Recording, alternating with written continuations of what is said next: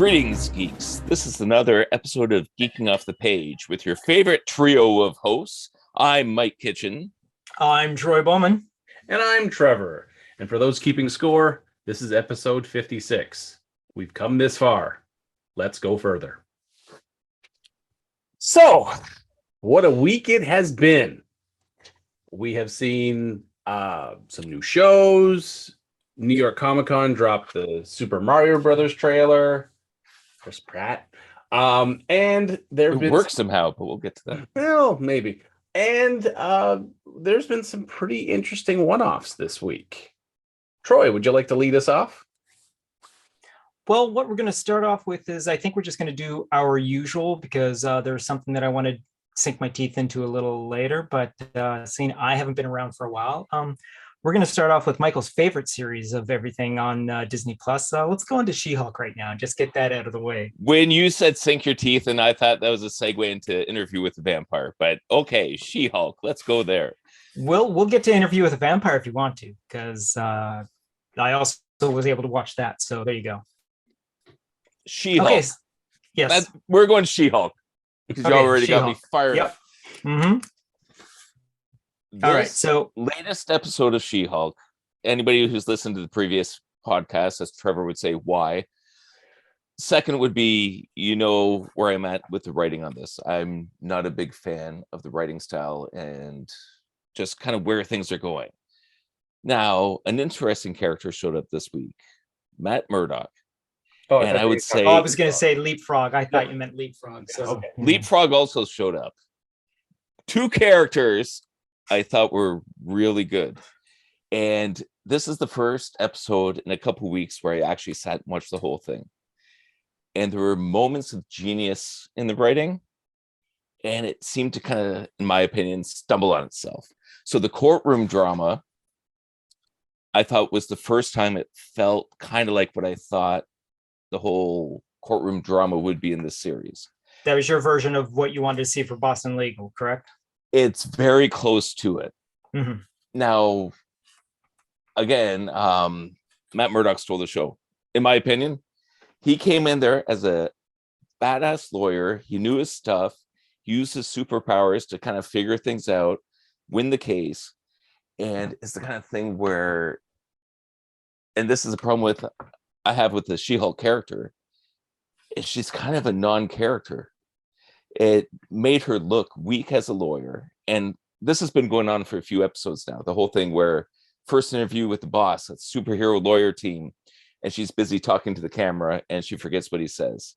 You know, she's in an important corporate meeting and she's under her desk doing phone chats. You know, she seems incompetent almost every step of this series. You know, too busy doing online dating profiles and like just stumbling her way through the entire thing. And I would be fine if it was any other character. And then I've been thinking about this a lot this week.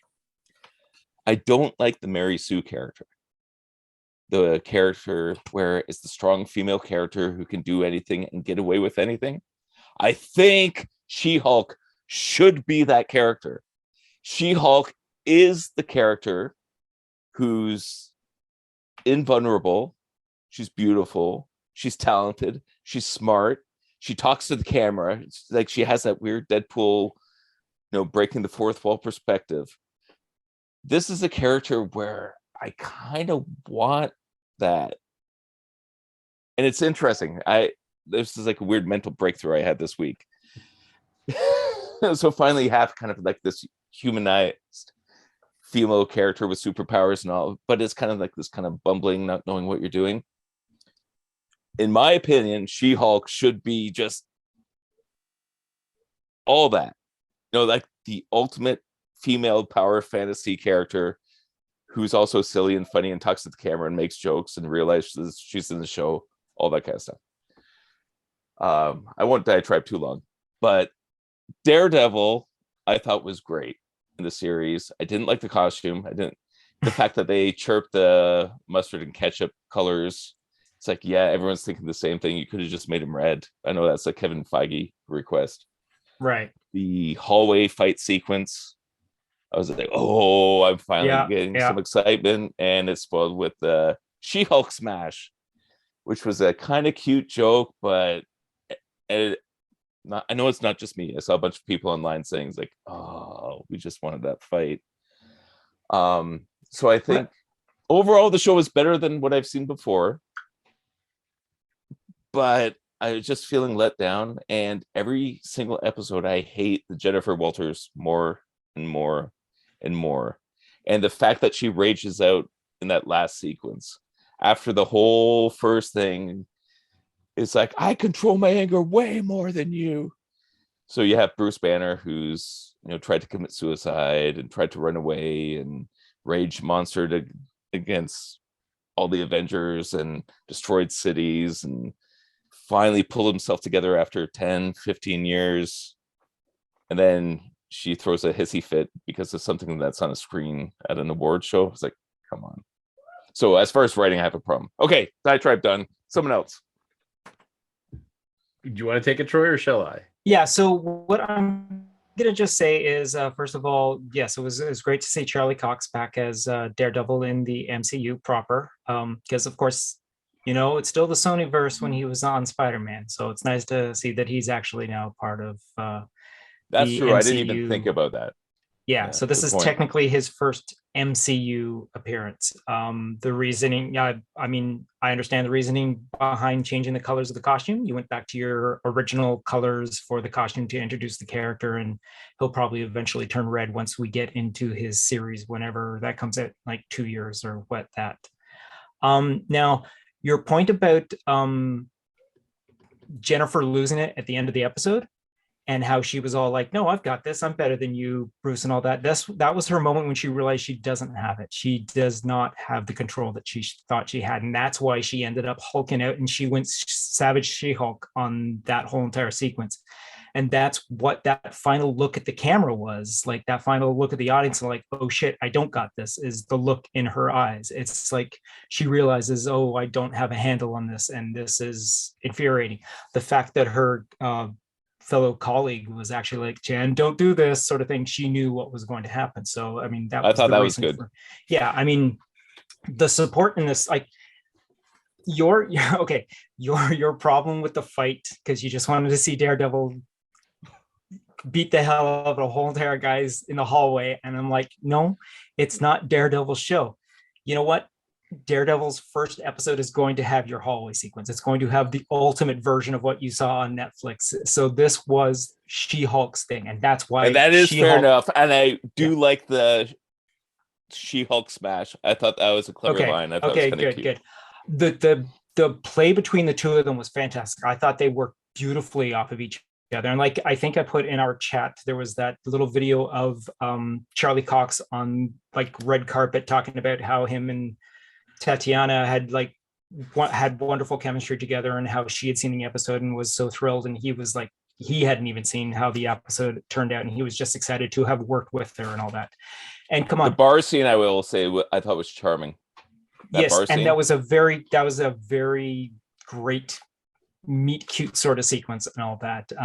And again, the interaction with the audience worked perfectly well and whatnot. And I mean, when Matt Murdock shows up with a joke, like, I couldn't find a place to park, and that was cute too. I mean, look, I'm a fan of Daredevil. I like Charlie Cox in the character, and I'm glad we got to see what we did, because it became a little, cartoony special effects sort of thing when him and Jennifer were fighting on the rooftop and all that, and the whole entire, grabbing him by the collar seemed a little dangly too much and all that. But again, it's the unfortunate thing with the series, how it's just doesn't have it doesn't have the time or the budget to be able to pull off your movie version of what She-Hulk should look like. If She-Hulk moves into the movies, she's going to fit in perfectly like the Hulk does.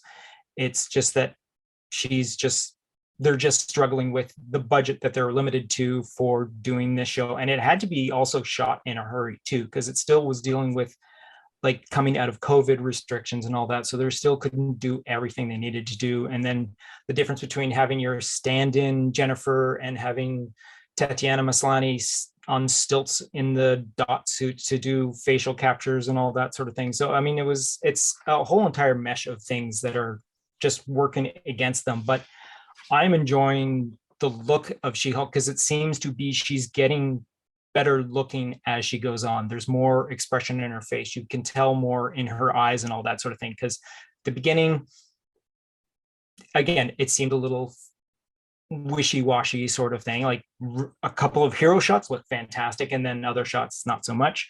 But they are playing up more. They're like more of her in the She-Hulk. I'm glad she got to wear the super suit. I'm glad she was excited to wear the super suit. I have a quick question for you, Troy. Yeah. Do you think it's gotten better, or do you think you've gotten more used to it? I didn't do a deep analysis on that. You know what?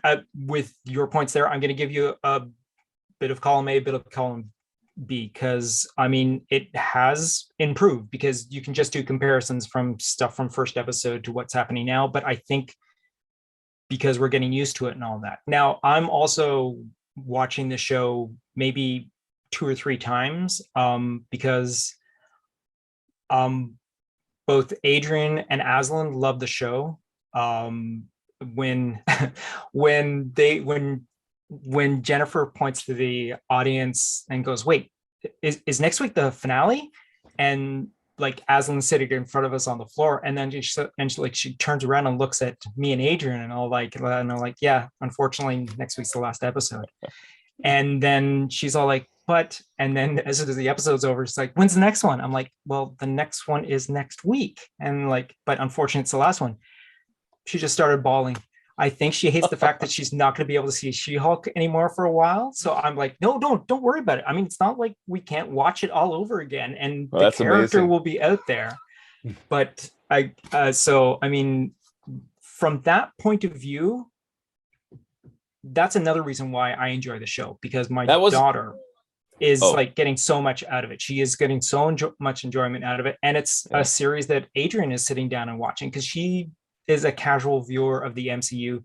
She tried watching WandaVision with me, lost interest after a while, and didn't watch any of Falcon and the Winter Soldier and whatnot. Watched a bit of Hawkeye, but it was just a timing thing and all that. But this one, she has watched down and watched every single episode and has stated that she really enjoys it. She's also a huge fan of Tatiana Maslany as well, so that definitely helps the situation. But other than that, I mean, we're enjoying it just as family time as well, which I'm sure you're used to, Mike. You know what family time. I know family time's amazing. Anytime the family can yeah. sit down and watch a show, that adds to it. One thing you had mentioned when she looked to the camera, it's like, wait a second, is the next one the finale? That reminded me of Boston Legal, because like William Shatner and Adam Spade would always do that kind of stuff in Boston Legal. At the end, it's like, oh, we'll see what happens next season, and they would break that fourth wall constantly. And because I kept saying, it's like, oh, I wish this felt a little bit more like Boston Legal, that had a little bit of that moment. Right. Now, moving past the series is going to be an interesting way we're going to do, because I don't think anything really is set up for She-Hulk to begin with, unless they're going to pull Hulk out for quite a while he's away, and she'll be the Hulk for the MCU for a little bit. But again, there's so much still to be done that has nothing to do with any sort of Hulk storyline to begin with. But yeah, who knows at this point? I don't know. Trevor, you had a bunch of things you were going to say, including some new words that you didn't know before. Yes. So this episode, Ribbit and Rip It, which, by the way, I like the format. I wish the entire series carried the format of this episode, that you start with the legal aspect first, and that plays into the rest of the episode, how it finishes out. So almost like a Law and Order, but more like Order and Chaos. So we start. we start in the courtroom, and then that spills out into the rest of the episode outside of the courtroom. So tying those two things out, make it almost like a procedural each week. I would have preferred that sort of format, because that would agree 100%. That would push more of the law aspect. She's the attorney at law, not the occasional attorney. So this episode, in terms of the format, I really like. I like the fact that she was representing a quasi-hero, basically a rich kid on a power fantasy that daddy was paying for. Oh shoot, I forgot about the costume. We got to talk about that after. Keep going, Trevor. I'll keep going. And I like the fact, yes, Daredevil showed up, and I mean, he's wearing the mustard and ketchup outfit, but you gotta remember, he's blind. It's not like he knows. It's not like he's like, wait a second, why'd you make this section yellow and this section? I had an expert design this for me. Yeah, he had an expert for a reason. He doesn't know. He doesn't know that the gold's going to show up when he's trying to creep through the all-concealing shadows. It's like Robin. Anyways, I think Batman did that on purpose. It is Robin colors, isn't it? It is. It is. Now, I did like the basically her freak out at the end, because up until this point, she's been, I'm in control of being She-Hulk, and that's fine. This hit home because it wasn't she is She-Hulk being videotaped. It was her as Jennifer, which is her most vulnerable side. Yeah. That's what basically broke the dam. And once it broke that, she was in pure rage mode. When she grabbed the guy, she was ready to like rip him into pieces. And then Damage Control's there, who, by the way, Damage Control is completely different than the comic version of Damage Control. Right, they'd be there to clean up the TV. Yeah, they're there to clean up the mess. They're not there to be law enforcement. Right. Yeah. Which has been something they've done since, Spider-Man Homecoming with the Vulture's crew and all the way through the various series, Miss Marvel, now this one. I really think they're just mismanaging how they're using Damage Control. I agree 100%. I've mentioned before how Damage Control is one of my favorite. Yeah, I think it should have been like the FBI that had been there with powered up Stark rifles. And then in the aftermath, then you see the Damage Control cars pull up because now they're there to kind of clean up the building and repair the damage and that sort of thing. They're not there to apprehend anybody. Right. It's not like they're running the raft or any shit like that. So that aside. So this episode to me was a better structured episode. I had more fun with this episode. The interaction between Daredevil and She-Hulk, both in the courtroom where he basically served up her own ass to her because he was just like, wait a minute, that's jet fuel. And instantly was like, did you put jet fuel in my boots? It was just, I mean, that's Matt Murdock. Like they carried that over from the Netflix series that in the courtroom, he is extremely sharp. Nothing. I have to interject something real quick. Hopefully I Yeah. don't throw you off too much. In what was it, Defenders, he I think saved the show. Was it? Yeah, the What's defense. the Netflix one? No, it's Defenders. Yeah. It was. I'm right. Okay. So in that show, I thought it was absolutely terrible, except any shot that Charlie Cox was in. I think he saved that show. And I thought the writing was terrible. But at any time he came on screen, he had this charisma. He was able to deliver the lines. And any scene he was in or Daredevil was in, I believed it. And I felt that with She-Hulk as well. Anytime he was on screen, he just carried the character, carried the shot, and just knocked it out of the park. Like grand slam, boom, every time. Now, I will say in the hallway fight, we finally see Daredevil using a tricked out billy club. Yes. The Netflix series did not really have the trick billy club. Like he couldn't extend it and snap it back and all those other. I had a nerdgasm. Yeah, it was just like, this is how Daredevil fights in the comics. Yes. They tried to do it for the Affleck Daredevil, which is better left unsaid. But if we finally got to see the tricked out billy club and watch him use it and using his echolocation to, guide the club to where and then catch it back. And this was Daredevil at his best. And the fact that when She-Hulk came smashing through, that comes right back to your Mary Sue comment, Mike, that, yeah, she is going to come in and stop the fight and basically end the fight. She's a fight ender. She doesn't have to start the fight, but she will end it because it's like, punching a tank. You're just going to hurt your hand. The tank's not going to care. So overall, I like this. And I knew watching this episode that Mike was going to have some issues with it. And not me. Yes, how dare you? And so, how dare you? And my wife had been listening to a different podcast, and there's a term they had used, and she came home and told me, and I immediately looked it up on Urban Dictionary. Now, Mike, this is not aimed at you. Oh, I'll dodge it. Okay, yeah, dodge hard. The term is, for those who want to look it up, broflake. Like snowflake, but a broflake. And I'll even read you the definition. Okay. I'll see if I'm offended. All right. Is a commonly seen stereotype of a conservative heterosexual white male who, despite all his privileges and advantages in life, is easily sensitive to any criticism or mockery, unable to see outside his own perspective, takes things personally, and it's not him, but even though when it's not about him specifically. Commonly represents those afflicted with a fragile male ego and is extremely opposed to the opposite of woke. So I think it's fascinating. Yeah, I think it's very fascinating. But it was, some of your comments that people could be, oh, bro, I'm not going to say you are, because I'm not going to start that fight, because I don't think you are. But it was interesting that in the context that Mare heard it in, the person they were talking about was an extreme version. And so she told me about that. I was like, oh, let me look it up. Like all things, you find a new word, you're like, what's this mean? So, yeah. But that's also the thing about names. That Tom McDonald, he did a song called Names, and I kind of agree. Like, you can take names, and in some ways, it can be powerful to communicate an idea. Right? No, you can say broflake, you can say woke, you can say feminist, you could say Mary Sue, you could, like, whatever it is, you can use that, and that kind of sums up a conceptual idea, right? Mm-hmm. But when you start trying to label things, it starts getting complex, because like, nothing ever fits into those categories. Very few things all hit all the labels. Right. I will say, like, 80% of those things you said probably hit me. If you took a shotgun blast, like, it's like okay, you got me with a few of those buckshots. Yeah, but it's I try to avoid using those sorts of labels, just because, you're taking the giant paintbrush, and you're unfairly hitting someone with things that may not apply to them. Yeah. And I think that's unfair. It's just like, racial stereotypes or religious stereotypes, stuff like that. Like, it's too broad of a group of people that you're trying to hit with one label. It just doesn't work. Right.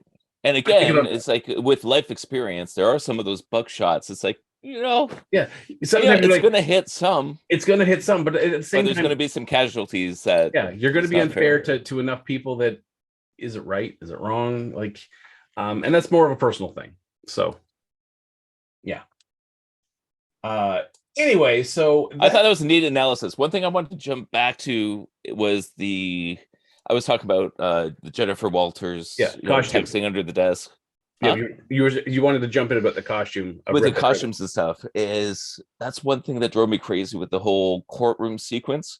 And I think it undercut it, because she's so concerned about her dress that's being made, so concerned about her costume that's being made, so concerned that she's going to lose her fashion designer. And to me, that made her seem like a really bad lawyer. Well, I mean, I look at it as, imagine being of a shape where off the rack's not even a suggestion. And what was the South California Law Awards? Now, my sister-in-law is a lawyer. She recently, her and her firm won awards. These aren't small things. Like, winning any sort of law award, especially a larger one, is huge for your firm and huge for you as a lawyer.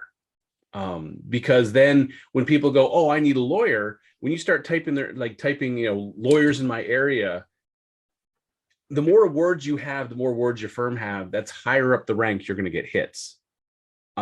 So any sort of award is a big deal, especially if it's a large enough, area of award. But if it's like, hey, it's the Fifth Street, law awards, people are like, there's 3 lawyers on Fifth Street? Who cares?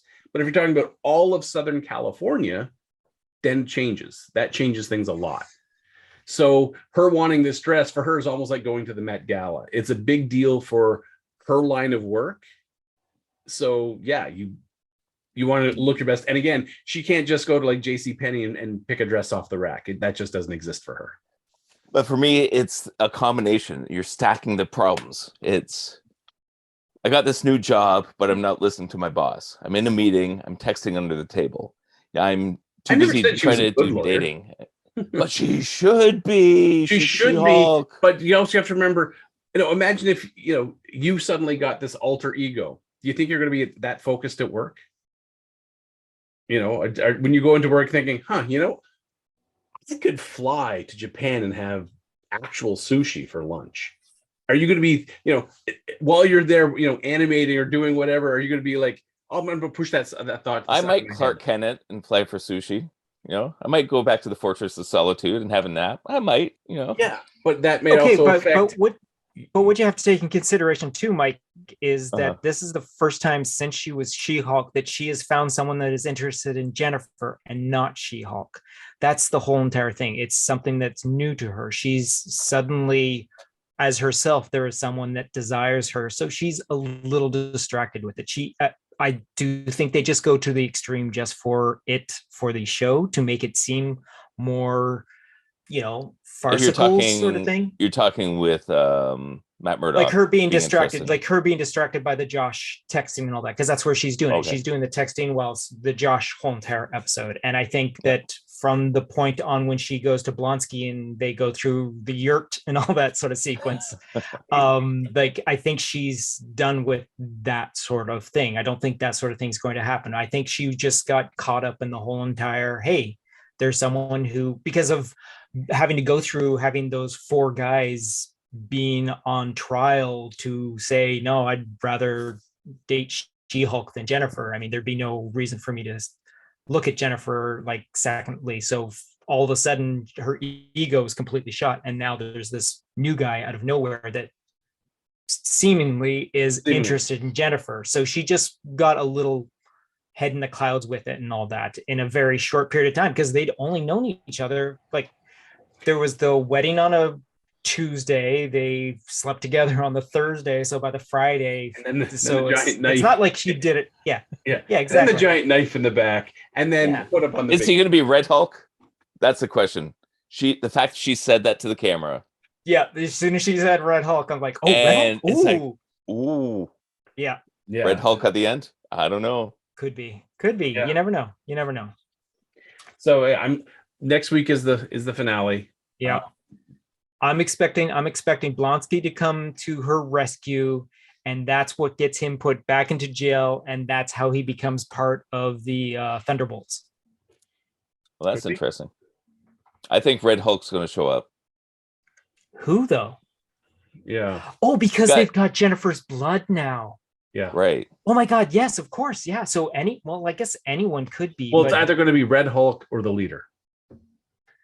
You think would be the leader? That'd be interesting. See, the fact that they've already released the fact that the leader is going to be in Captain America 4, and they haven't mentioned anything about. I don't know. Again, so for the shows haven't done the tie-ins that matter to the movies. Okay, I will give it to you this. They will have the leader, but he'll be in the mid-credit scene. They'll go back to a mid-credit scene to put in for, because I mean, well, next is Quantumania, Wakanda Forever, and then Quantum Mania. So we're not getting to Captain America till way down the line. So yeah. Oh, with leader, do you think they're going to bring She-Hulk into Captain America? Who knows? Ooh, they could. Now, the original Red She-Hulk is Betty Ross, right? The guy, right? No. It was the dad. Thunderbolt, but Red She-Hulk was Betty Ross. Oh, that I do not remember for that with the little clickety click. Someone's got the. Anyways, but because we haven't introduced Betty Ross in the series at all, so I don't think they're going to do a Red She-Hulk. Well, I mean, if they do a Betty Ross, because they're bringing the original actor that did Leader back into the fold, that they can still get Liv Tyler to do. Well, Betty what I was thinking is what they might do now that they have She-Hulk's blood, power up Titania so she can fight She-Hulk at the same level or greater. Or turn Titania into Red because in the comic books, Titania is a hell of a lot stronger than she is. So much bigger than And the thing is, I mean, the only reason why she loses is, I mean, she loses to Spider-Man because she has a fear of spiders until Dr. Doom kind of hypnotizes her, and then she kicks Spider-Man's ass. So she's a hell of a lot stronger than they've shown her in this series. So yeah, maybe they use her blood, She-Hulk's blood, to kind of give her a boost. Yeah. So, yeah. All right. Yeah. All right. So that was Thursday. Wednesday, we're going to take one step back. We got Andor. I didn't watch it. Anyone else? So I did. Yeah. This is the Axe Forgets is the name of the episode. Mm-hmm. And this is basically the heist movie day 2. This is The they're day going before off the heist. This is Shoot. the So you night remember before it the was heist. 3 days before the heist, right? Yep. We're 3 days before well, now we're a day before the heist. So now they just have to hike into position because they're a day before the heist. You guys know it's 1 day before the heist, right? And then I heard and then it's they're 2 gonna days later than 3 days before the heist. and then Is they're what I going to heard. start the heist, and then we quickly jump to Coruscant, where they're all, what's going on? Should I contact him? No. Yes. No. Well, we can't do it now because now they're. We'll find out by the end of the day if the heist was successful or not. Were the props amazing? Like the AK-47s? Oh, they showed them again. Yeah. Yeah. Now I will say that the props that they have in the backgrounds of this little art gallery are incredible. Because they have, like, there's a Jedi holocron, there's a Sith holocron in the background. There's all these little cool gadgets and whatnots. Did you happen to notice that the stones from Indiana Jones were there as well? Yeah, the Shikari stones. Yeah. Yes, Mike, the Shikari stones were there. It looks like they went and raided the ILM warehouse and just grabbed props. Yeah. And just shove shit everywhere. I think it was more of like an Easter egg sort of thing, not like they were like, they probably didn't have the props. People probably had their 3D printers going. It's like, yeah, let's put this. Okay, well, first of all, you got to take in consideration this is being shot in England. Endor is completely shot in England. There's no, you're not close to California or any place else other than that. So you got to deal with whatever. Well, there's an enormous prop warehouse in London.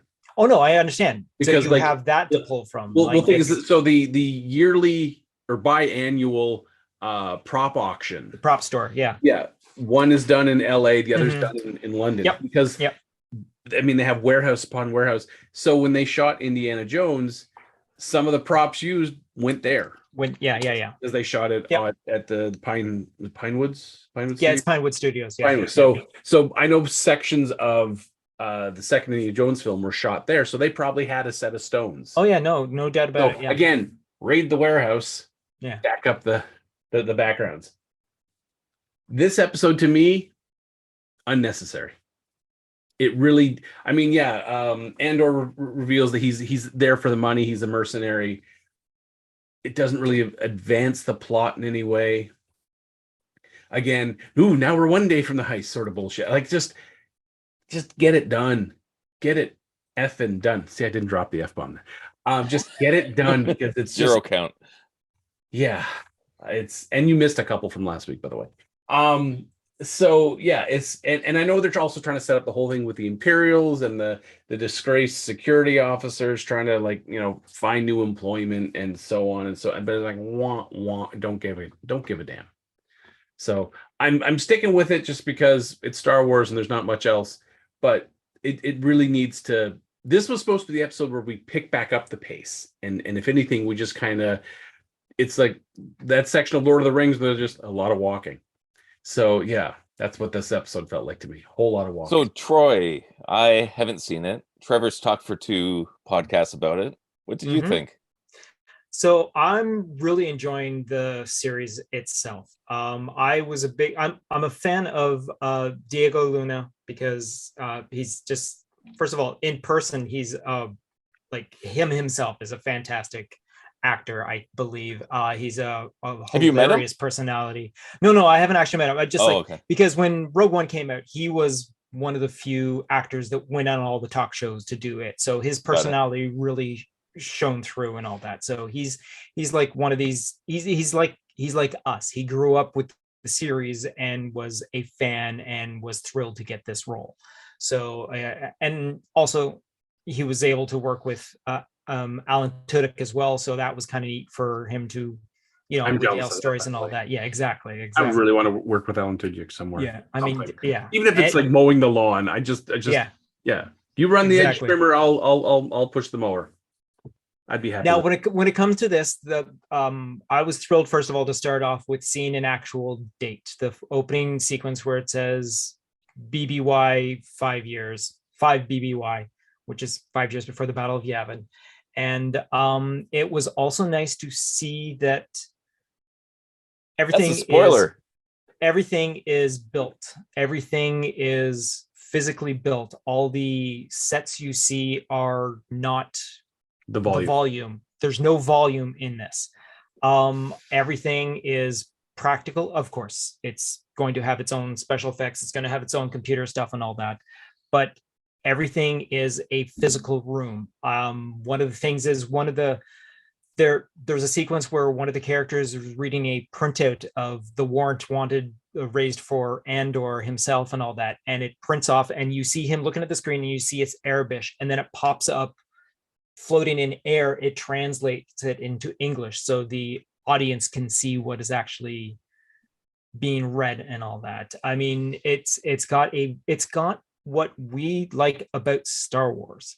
It's got a lived-in environment. It is dirty. dirty. For a second. I cheated on that scene because I paused the screen and I pulled up the app on my phone that will auto translate to English. I'm like, oh, and then put it back to play. And that's the thing. They are clear. They are clearly doing that. They are clearly having shots of. There's the Arabic. You can read it if you want to. If you know how to translate it, here's what it is. But for those that don't, here it is for the the laymen that don't know Arabic like the back of their hand sort of thing, or have an app to do it.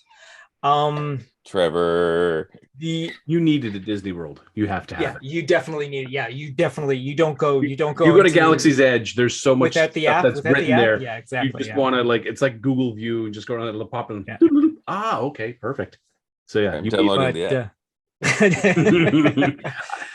But how I'm looking at it is these are going to be, because it's 12 episodes, and I think it's going to be 4 mini stories to get Andor through this first season, because the first 3 episodes all work together as one 90-minute movie. Well, roughly 90 minutes, because they're about 35 to get out of town movie.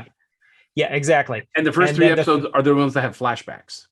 Yes, which sets you up. I mean, there is a bit of a flashback in the 4th one, but it's not much of it and all that. I mean, it's kind of neat to see it put together in this format, because it's, like I said, it's that A New Hope era sort of thing, because you see the difference, because in the flashbacks you see the change of what it used to be is the Republic turning into the Imperial. You see that everything is like the familiar blacks and reds and very shiny like glass surfaces of what the Empire becomes, but it's still got the insignia of the Republic. And then you see the stuff in what the Empire has become and all that.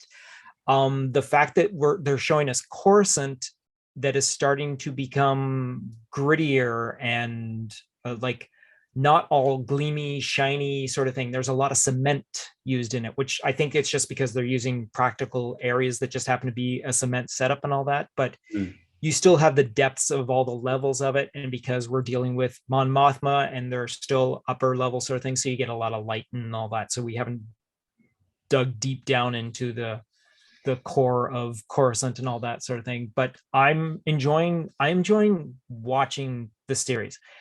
Now, it's running into the whole entire pacing thing. Yes, Trevor is correct. This 5th episode really didn't get us far. It got us a little more backstory. You got to know the characters that are part of the heist that may not make it past this heist, which is probably what's going to happen. No, a good portion of them are not going to make it through this heist. I mean, Andor is, because, well, he's got plot armor, and maybe 1 or 2 of them might. That kid is definitely dying. That idealist kid is definitely going to die, unfortunately.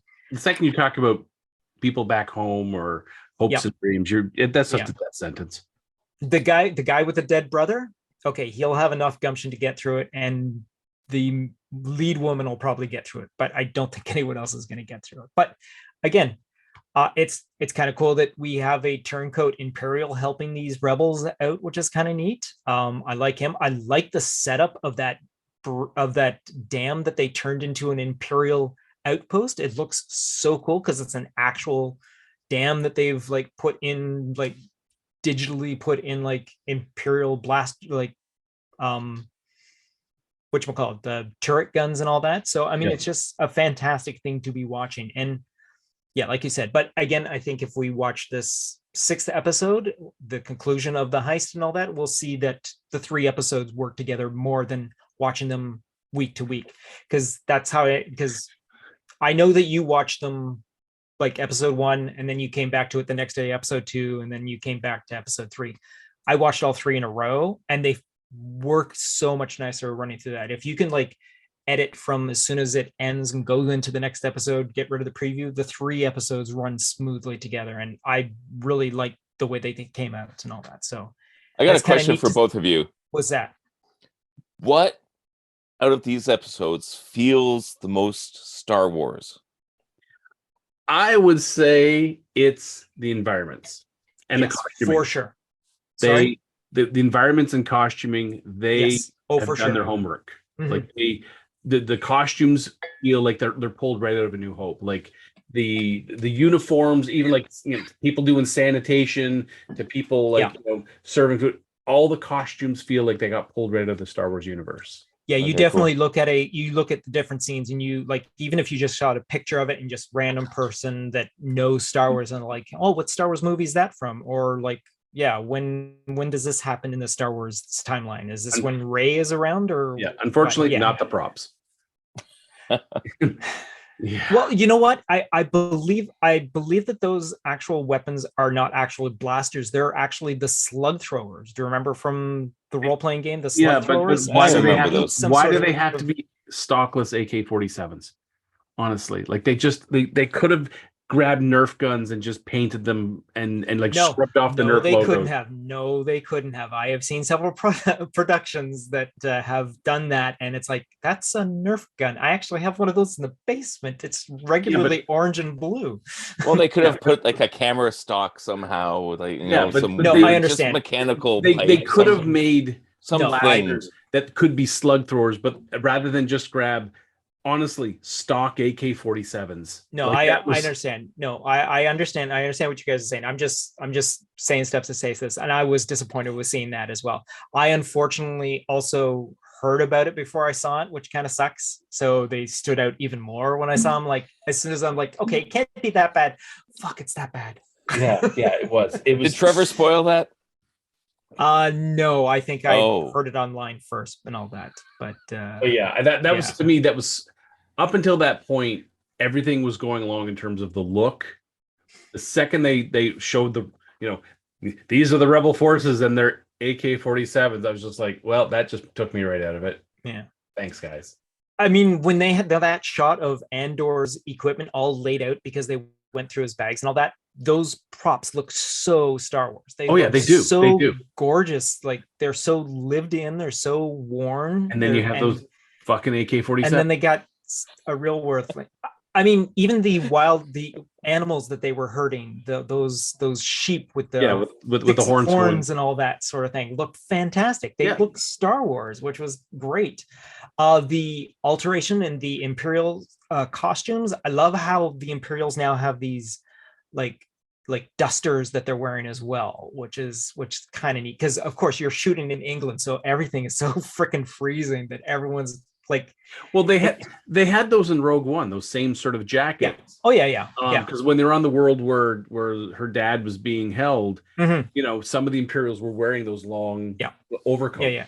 Yeah. So, but it's just nice, and I like the progression of looking of this, the look of like how the Imperials are like just probably months away from taking everything over, and the bureaucracy of the Imperials.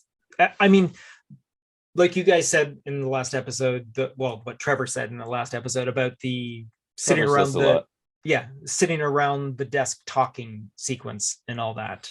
I love that, because you got to get the personalities of the characters just from this conversation alone. And that one guy, oh my God, I love that old guy. That old guy is fantastic. The guy that's been there too long and seen all this shit and is like, no, you're an idiot. This isn't how it works. And he's just, that actor, I should have brought up his name, but I've seen him in other things, and that's the type of acting that he does. He's great at that sort of thing. But, and I love how Harry Potter's aunt stole Andor. Yeah, that's right. There's a Harry Potter character in this. Yeah, Harry Potter's aunt. Is the woman that stole Andor from his, I don't know if it's his home planet, but because of the mining incident and all that sort of thing. Yeah, she knocked him out. And Miss then, Fig, yes, exactly. next door neighbor. So You guys have convinced me to look at Andor.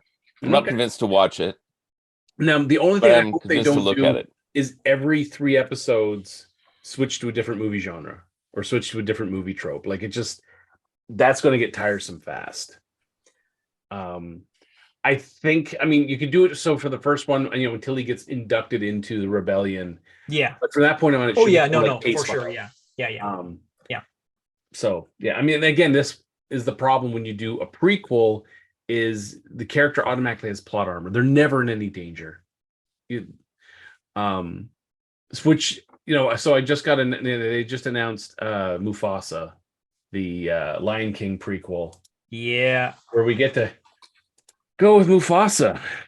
Yeah, exactly, because that's going to be exciting. Well, I mean, it'd be kind of neat because hopefully we get to see a little more of. I'd rather see more of Scar than Mufasa, because that's going to be the whole entire thing, isn't that? That's going to be a big part of the story. How Mufasa ends up becoming the lesser brother, right? I mean, one would hope.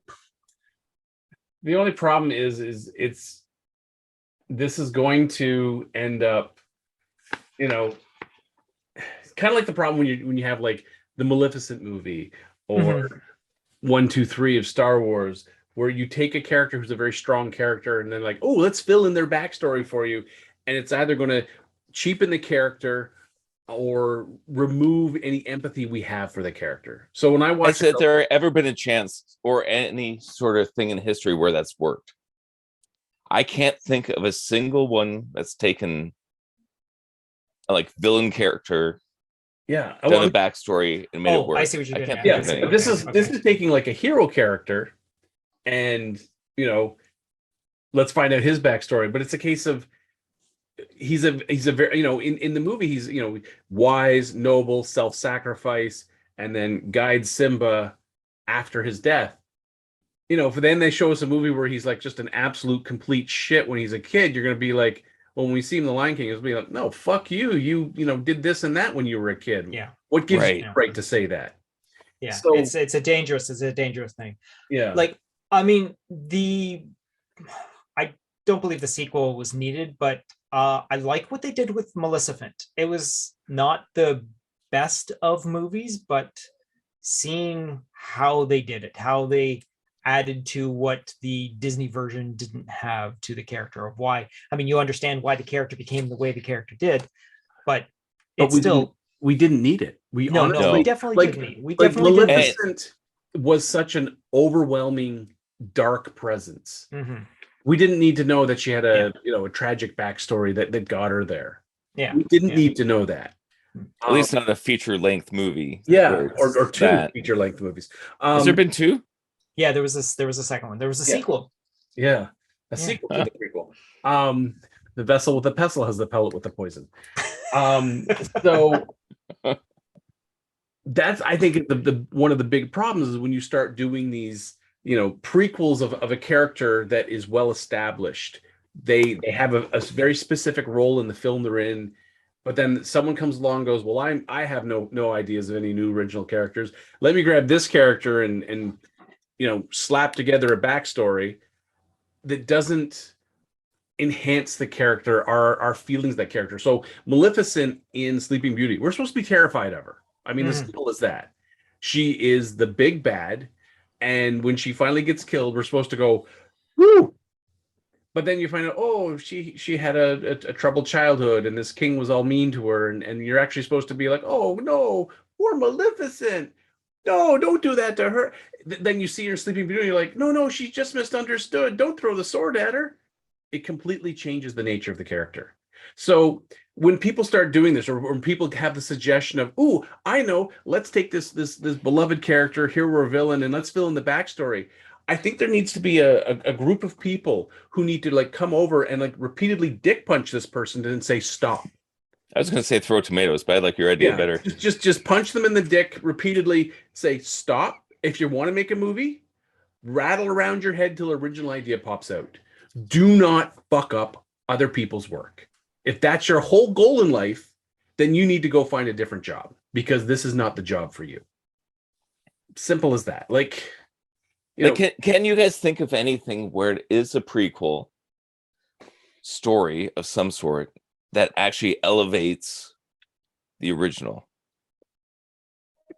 I can't think of any. I have put a lot of thought into this. I can't honestly think of a prequel movie after like movie A comes out and they do, let's throw a prequel in that enhances my viewing of the original movie. Sometimes there's flashbacks that do. You do a like flashback, in but a thing you don't where want it a whole shows a movie little of bit. flashback. Like if you're basing a whole movie on a flashback, then you've got other issues you got to resolve. Memento. That's just a movie played backwards. If you honestly, you put that movie in, hit the rewind button and watch it, it's a very linear story. You're good. It's like watching Pulp Fiction where people have cut it and put everything in chronological order. Yeah, it's fine. Yes, I've done that. Now leave me alone about that. And it's an enjoyable test. It's but it's boring. So by having that switching around, it keeps your mind. Like I just saw Bullet Train, and that movie has lots of flashbacks and a lot of cutaways, and it works great. It's a great style. But if you then said, "Oh, let's take one of these characters who died and let's do a whole movie of a backstory of that character," the question then becomes, well, why? I mean, the character existed in the original movie, fine. I'm fine with how they, the characterization, how they everything that happened, and I know they die.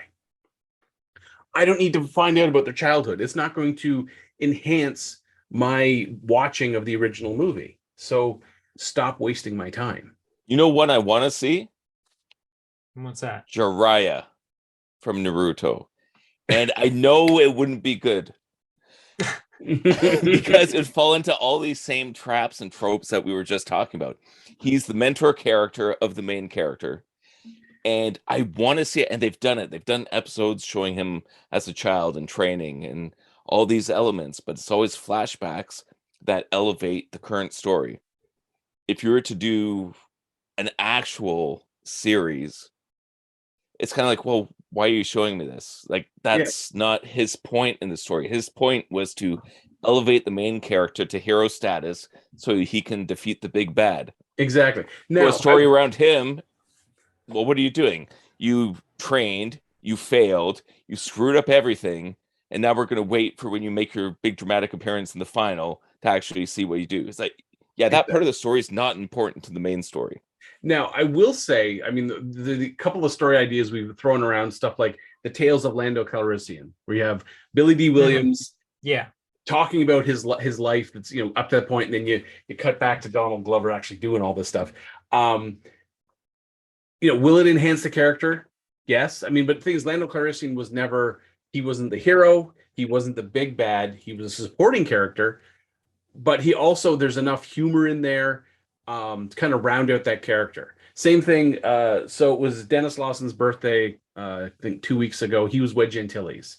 I would love to see on Disney Plus the Tales of Wedge Antilles. Have him sitting in a cantina, retired, or sitting with somebody, and they're just reminiscing about various battles and dogfights they were in, and they can talk about the Star Wars trench run. They can talk about the Death Star second trench run. They can talk about various battles where they were pushed to the brink of losing, and then by a lucky coincidence they were able to escape the Empire and live to fight another day. One thing I was thinking, because we've been talking about this for a long time now, one thing that works with that idea is it's a serial TV series type of thing, where you go, look, I know you weren't cool enough to get your own movie. You'll never be as cool as Luke Skywalker. But this other stuff you did is pretty cool. Want to see some other cool stuff? Again, not a movie. Yeah. And the thing is, you can use the format of, like the young, eager pilots, crowding around Wedge, who's retired. And they're like, how did you become, two-time, you fought in 2 Death Stars and we're one of the few survivors and all this other stuff. And, he's sitting back and he's, drinking on some alcohol. And, that's why I like with Lando Calrissian, he's playing Sabak and just, to kind of throw off the other players, he's just telling these stories. Yeah, throwing out stories. And every once in a while you'll cut to the present day. Someone's like, well, that couldn't have happened. And you have Billy D. Williams as the show is progressing. Even when you're back in the past, you still hear his voice narrating every once in a while. like over top, and someone's like, that couldn't happen. It's like, no, this is exactly how it happened. And then back to Glover, who And takes half the over stories line. are all lies. That'd be Oh yeah, amazing. but you don't know. You don't know if they're all lies or all truth. But there could be at the end of each episode something to show that maybe there's a lot more truth to that tale than you thought there was. Little things like it. that. Like maybe he had something in his pocket, or there's something behind him, or these are the kinds of shows that I wish Disney would get on. He tells a story with his character, and he turns around, and the guy's actually sitting there. He's like, yeah, the guy's like, well, I had to borrow this guy's cybernetic arm and use the blaster, and then at the end you see the guy with the cybernetic arm just kind of like to his drink, and you're like, oh, well, maybe that was true. It sounds pretty fantastic and over the top, but maybe it was true. So stuff like that. That's the kind of writing and series that I want to see come out of Disney, but we just don't get it.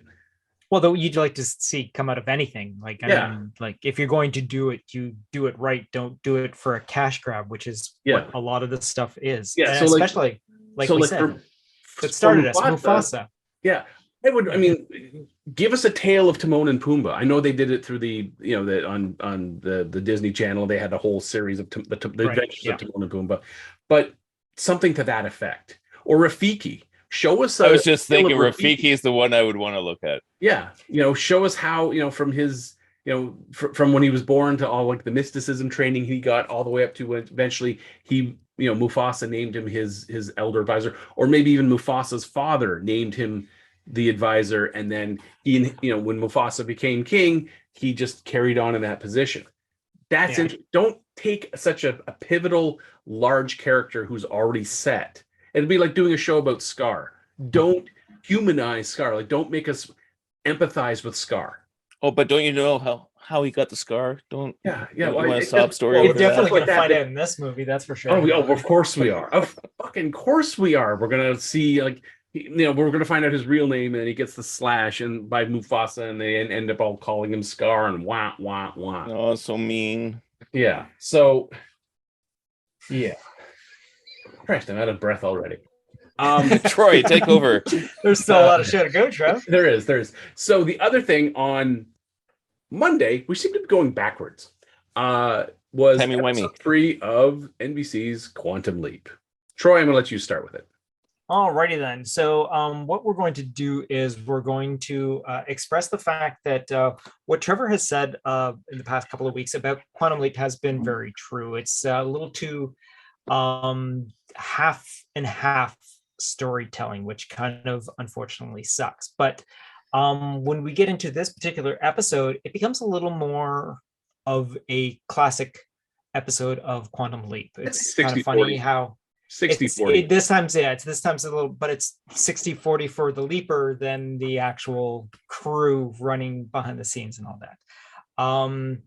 The idea behind the series is what Trevor said. They've basically the doc has jumped into the program to do some sort of thing to get into the past. In the second episode, we find out that there's some sort of leap map that he's following to try and get to a singularity in the time stream. It is kind of neat that they pointed out, hey, he's jumped back earlier than his actual lifetime, which is kind of neat. So the programming is obviously working to get him to a certain goal and all that. But he's going to Sam. Oh, we all know he's trying to find Sam Beckett. Yes, exactly. There's no other reason for him to be there. I mean, the fact that his Al Calvich's daughter is helping him to do this, there's no doubt that it is what it is. And I can't understand how something as significant as that reason for using the project Quantum Leap, that's the main thing that's missing from his memory. I mean, I understand Addison not being part of his memory. I mean, the part that's killing me is you have all these really, really smart people in the present, and none of them are like, this point that we're going to, wonder what it could be. Maybe it's when Walt Disney had the idea to make Disney World. No, you know what it is. You people are supposed to be intelligent. It's not a far stretch to go, maybe it's to link us to Sam Beckett, the original creator of Quantum Leap. Ooh, but they're all like, but it's like a bunch of toddlers running around in a room with loud music playing, and they're like, oh, Like, come on.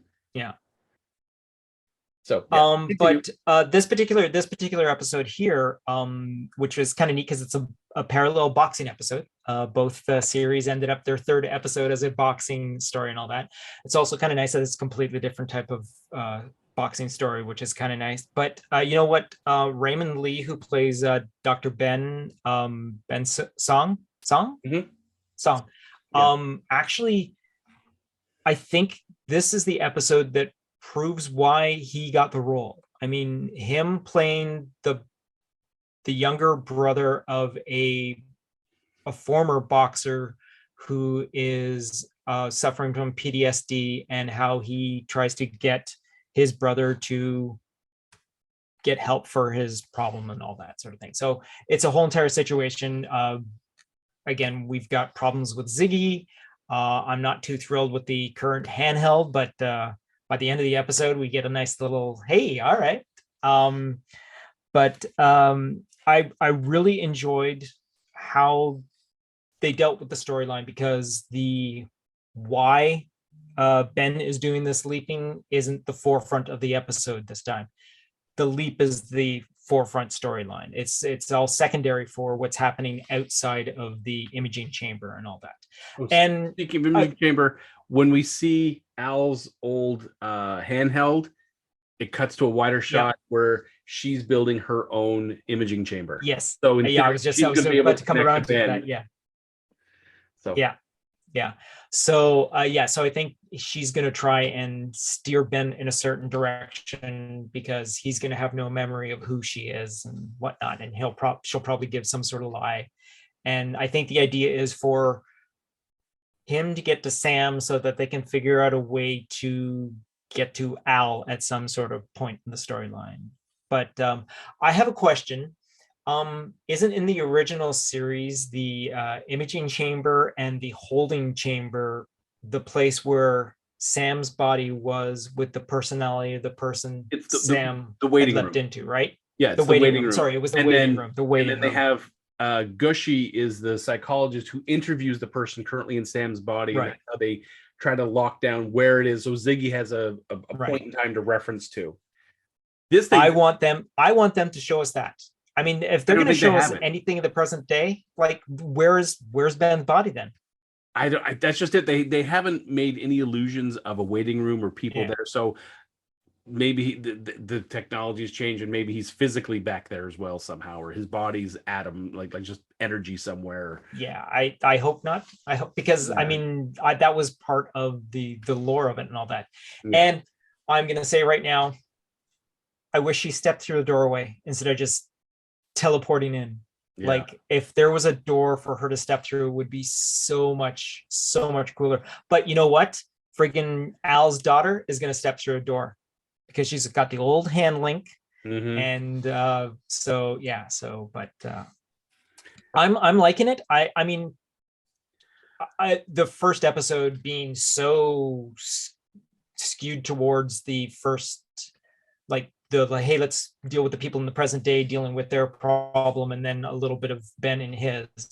The space shuttle one was okay, because the space shuttle one was actually only like a 5 or 6 hour mission, so there was a reason why it was so short for him and all that.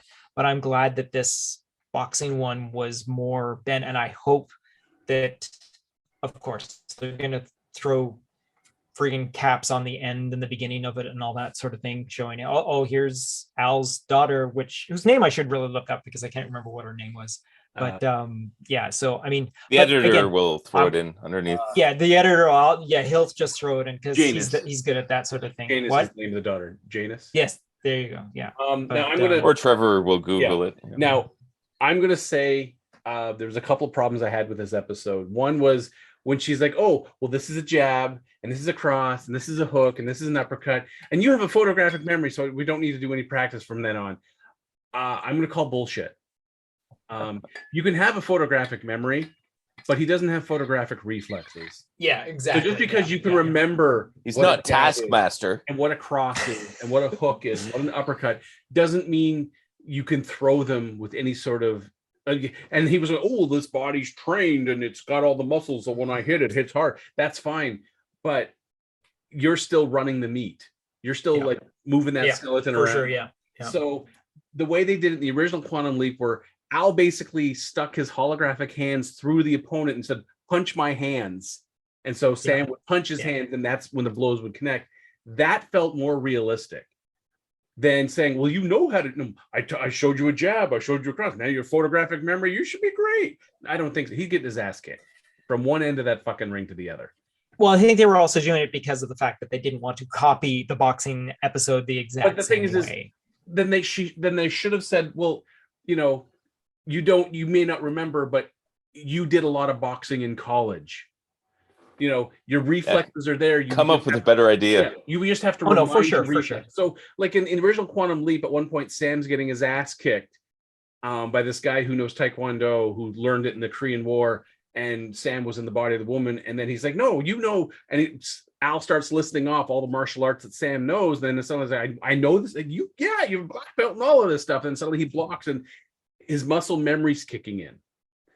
This should have happened. They should have kind of used this for Ben, say, no, you boxed all through college. It's one of the ways you kept in shape. And it's like, oh, well, then jab, this stuff starts to, so when he's in there and he starts boxing, his muscle memory takes over. And then augment that with the, you know, professional trained boxer's body. Yeah, his hits have a lot more impact. He's able to knock out his opponent pretty quickly. For sure, yeah. But they didn't do that. And so the second he said, oh yeah, with your photographic memory, you should be fine. And I was just like, bullshit. Because I mean, he'll remember what the images look like, but how to actually throw those punches. Exactly. He doesn't have the muscle memory backing it up. He's not going to have the reflexes to remember how to, you know, what to do if someone throws a punch, how to slip and you know, throw a cross and a hook and an uppercut and knock that guy out. Like that was the part that was just like, wow, that's just some lazy ass writing when you're like, oh, your photographic memory will take over. I don't think so. Yeah. So, but again, out of the 3 episodes, though, I like this episode. Enjoyed this one the most because it felt most like original Quantum Leap than the other ones have. Yeah. So yeah, this one of the 3 has been my favorite. But at the same time, again, like I said, the fact that all those smart people back at the Quantum Leap project in the present still haven't figured out that where this nexus that they're trying to leap or get Ben to, where that actually is. Like, come on. Anyone else figure this out like in the first 20 minutes?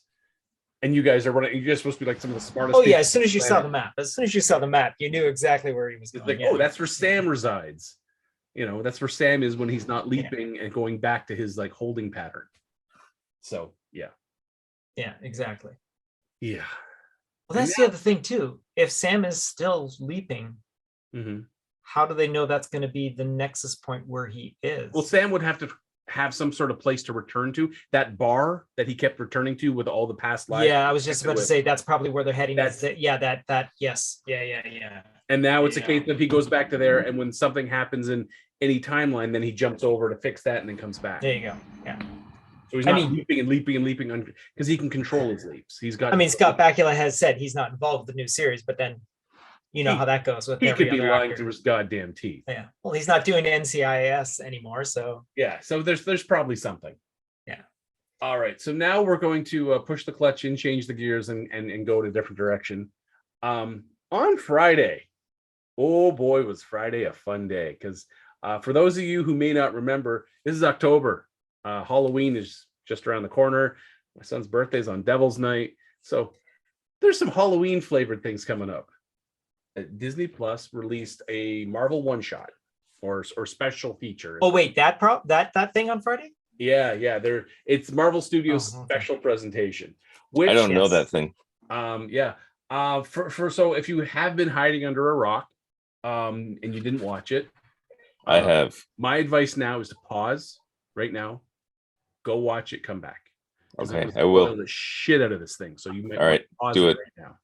Okay. I will second that. You definitely have to watch it before you listen to this, because yes, we are going to spoil. Yeah. And the show was, of course, the Owl House. No. It's Werewolf by Night. Which I was getting chills watching it with all the little Easter eggs throughout it. I even had I took a piece of paper, and as things were happening, I was writing down notes because I didn't want to forget things. And so I have it right here on my other monitor. That is great. That is great. I had a really great time watching this. And when it ended, I was pissed because it didn't keep going. I need Disney Plus to make more of these. This was a great way of sure. introducing some characters yes. that would never be introduced in the MCU otherwise. This was a spectacular way of doing it.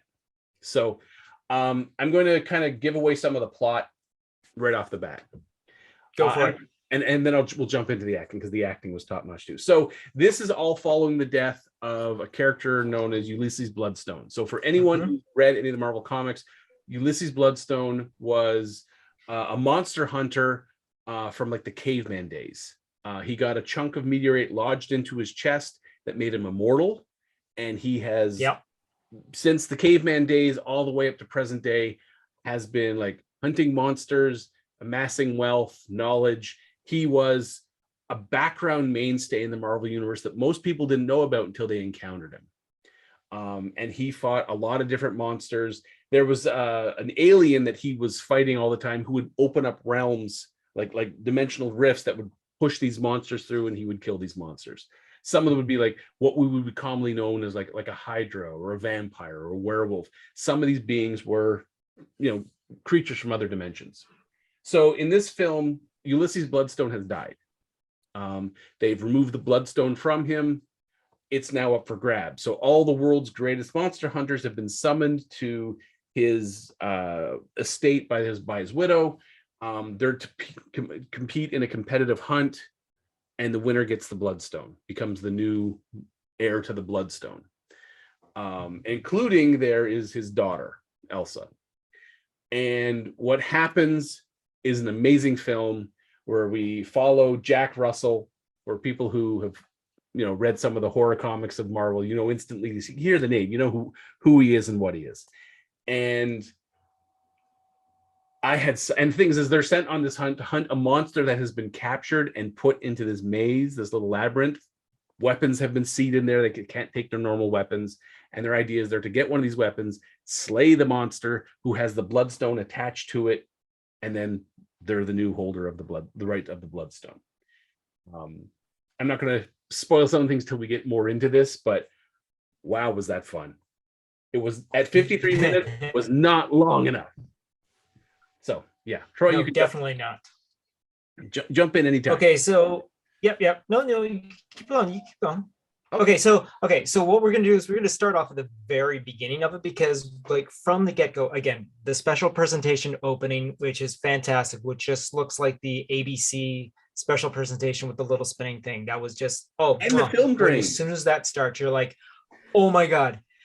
And as soon as the film grade, yes. But it goes into the opening, Marvel opening, the usual, and then it alters with the wolf slashes, and then a scream, and then it goes black and white, and then the music starts to change, and then another wolf slash, and then a howl, and then it's black and white, and the images change and all that. And it's an orchestra. It's an orchestrated voices singing the Marvel theme and all that. And when it goes to friggin' Werewolf by Werewolf, when it goes to I'm so excited about this. But when it goes to Werewolf by Night, the words on the screen in white with black background on a gray field, and the film grade has the crackles on the screen and all that, I was like, I could not stop my legs from shaking. I was just so excited to be watching this as it is, because this was so 1930s, 40s feel to it right off the bat. And I was just so thrilled, because I had been expecting to be watching this for a while now. I've done a report on it on my other podcast that I've just started, which is being part of this program right now. But so I've done a lot of research about, in the past like week or two, about the actual history of this actual comic book character, how it's existed. And I've known about the character as well for quite a few years as well, because I've known the history of the, monsters in the Marvel universe, because it's just the sort of thing I'm into, sort of thing.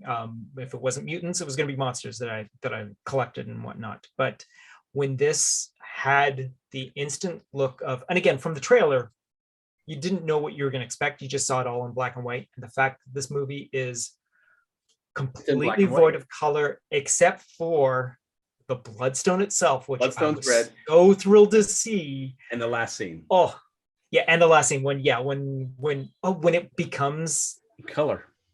When it becomes color because of like the Dorothy storyline, how the new person is in charge, so everything changes from what it was. It's just like, it was just so good. And from minute one to, I even sat through the credits to listen to the music and all that sort of thing, just because I was so happy with what I saw.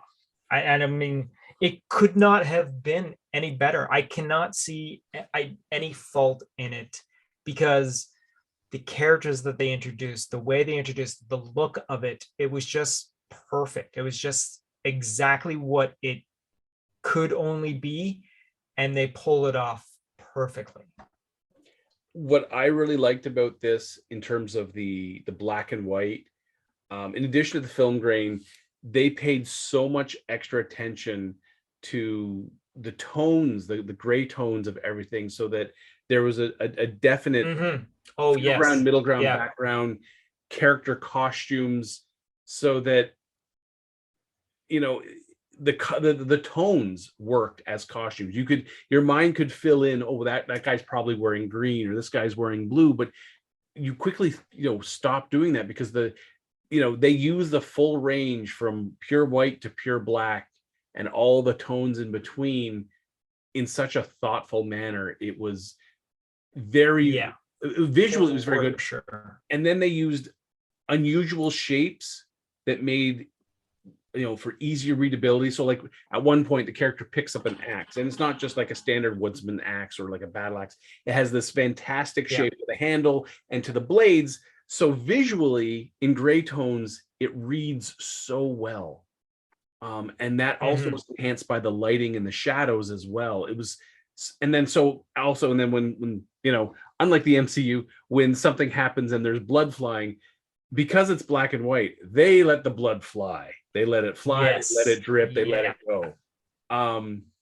And they did it so well. Like, I was just, and there's something I noticed also, occasionally in the upper corner, they would show the quick circle burn mark as if to switch cigarette burns. The cigarette burns. Oh my God, when the first cigarette burn showed up because of the approaching cut in scene was, oh my God, I was so, I did the Leonardo DiCaprio. I wound it back a bit and I was like, did I see us? Yep, saw a cigarette burn. That's amazing. Good job. And there was even, I totally did the point. And the thing is like, I was watching on my computer and I got like speakers pretty far apart from one another. And at one point I put on the headphones so I could hear how the sound traveled. And at one point, way in the distance, a Wilhelm scream. Like, yes. Oh my God. The soundscape of this was, the soundscape of this movie was so fantastic. And again, so much attention to detail. Now, I will say, when they first said it was, the Bloodstone, and with Ulysses Bloodstone. So one of the comic book series I collected way back when was the Bloodstone Chronicles with Captain America, when Baron Zemo was trying to get the Bloodstone to resurrect his father. Now, I had read other comic books that had Ulysses Bloodstone in them, but the series with Captain America, he was teamed up with Diamondback, who was a villain at the time, but still they were teammates. It was such an interesting, like, that series was so much fun to read. I actively went back and hunted more Bloodstone comics just to read them, just so I could get a fuller idea of this character, because they presented him in such a way in that miniseries that was so compelling. I was like, I want to learn more about this guy. And that's where I found out more about how his long history in the Marvel universe and all the different characters he's interacted with, because he's immortal. He's got super strong, fast regeneration. He's learned basically every language and every martial art in the world. And I was like, this guy's kind of cool. So when I found out this is, the death of Ulysses Bloodstone and who gets the Bloodstone after, instantly had me hooked. And then, seeing this in black and white was just like, I'm watching a film from the 30s. Lon Chaney's going to show up any minute. And it was great. It definitely, it's, for sure. Yeah, you could. Oh yeah, no, it was exactly what. Now, I will say I was initially. It couldn't have been any better than what it was. Because it was basically the MCU's monsters universe. When they said they have a monster running around, in the labyrinth to find, I was like, Frankenstein's monster? Because I knew Jack Russell, who he is, so I'm going to spoil it. He's a werewolf. But he also hunts monsters as a monster himself. Mm-hmm. So I'm like, who the hell could it be? And then of all characters, Man-Thing or Ted. And then I even Ted. I even wrote Man-Thing exclamation. The very next thing down, Man-Thing all caps and like 6 exclamation marks, because Man-Thing is not a character you could introduce into the MCU easily. No. Well, at this point you could, but I was watching the show while you guys were talking. Yeah. And when I saw Man-Thing in there, it's like, what the hell is going on? It was just one of these, you're like, and that's cool. In most, if you were introduce him in any movie, you have to give this big long explanation of who he is and what he is and all the particulars. You see Man-Thing here and you're just like, yep, let's keep going. Let's keep going because the story's good. And then when you're like, oh, his name's Ted, speak to him as an old friend and you'll be fine. And it was like, yeah, that's what you do. And then when Elsa does it, and I have to say, Laura Donnelly played Elsa Bloodstone so well. So when she's like, oh my God, yeah. Ted. And he's like, oh, and he's like, he's about to kill her. Oh. And the way that they kept Man-Thing's attack, that when he grabs things, he sets things on fire. And when he grabbed the guy's head, just ignited him like a torch. And then when he grabbed the widow, I was cheering because Man-Thing. And then when they the final color reveal, and then we get to see Man-Thing playing solitaire, and that's just awesome because when you're like a giant swamp monster, what else do you do with your time but play solitaire? Also, one of the cool things about Man-Thing is that he was a practical puppet on set. Now there was something there physical for everyone to interact with.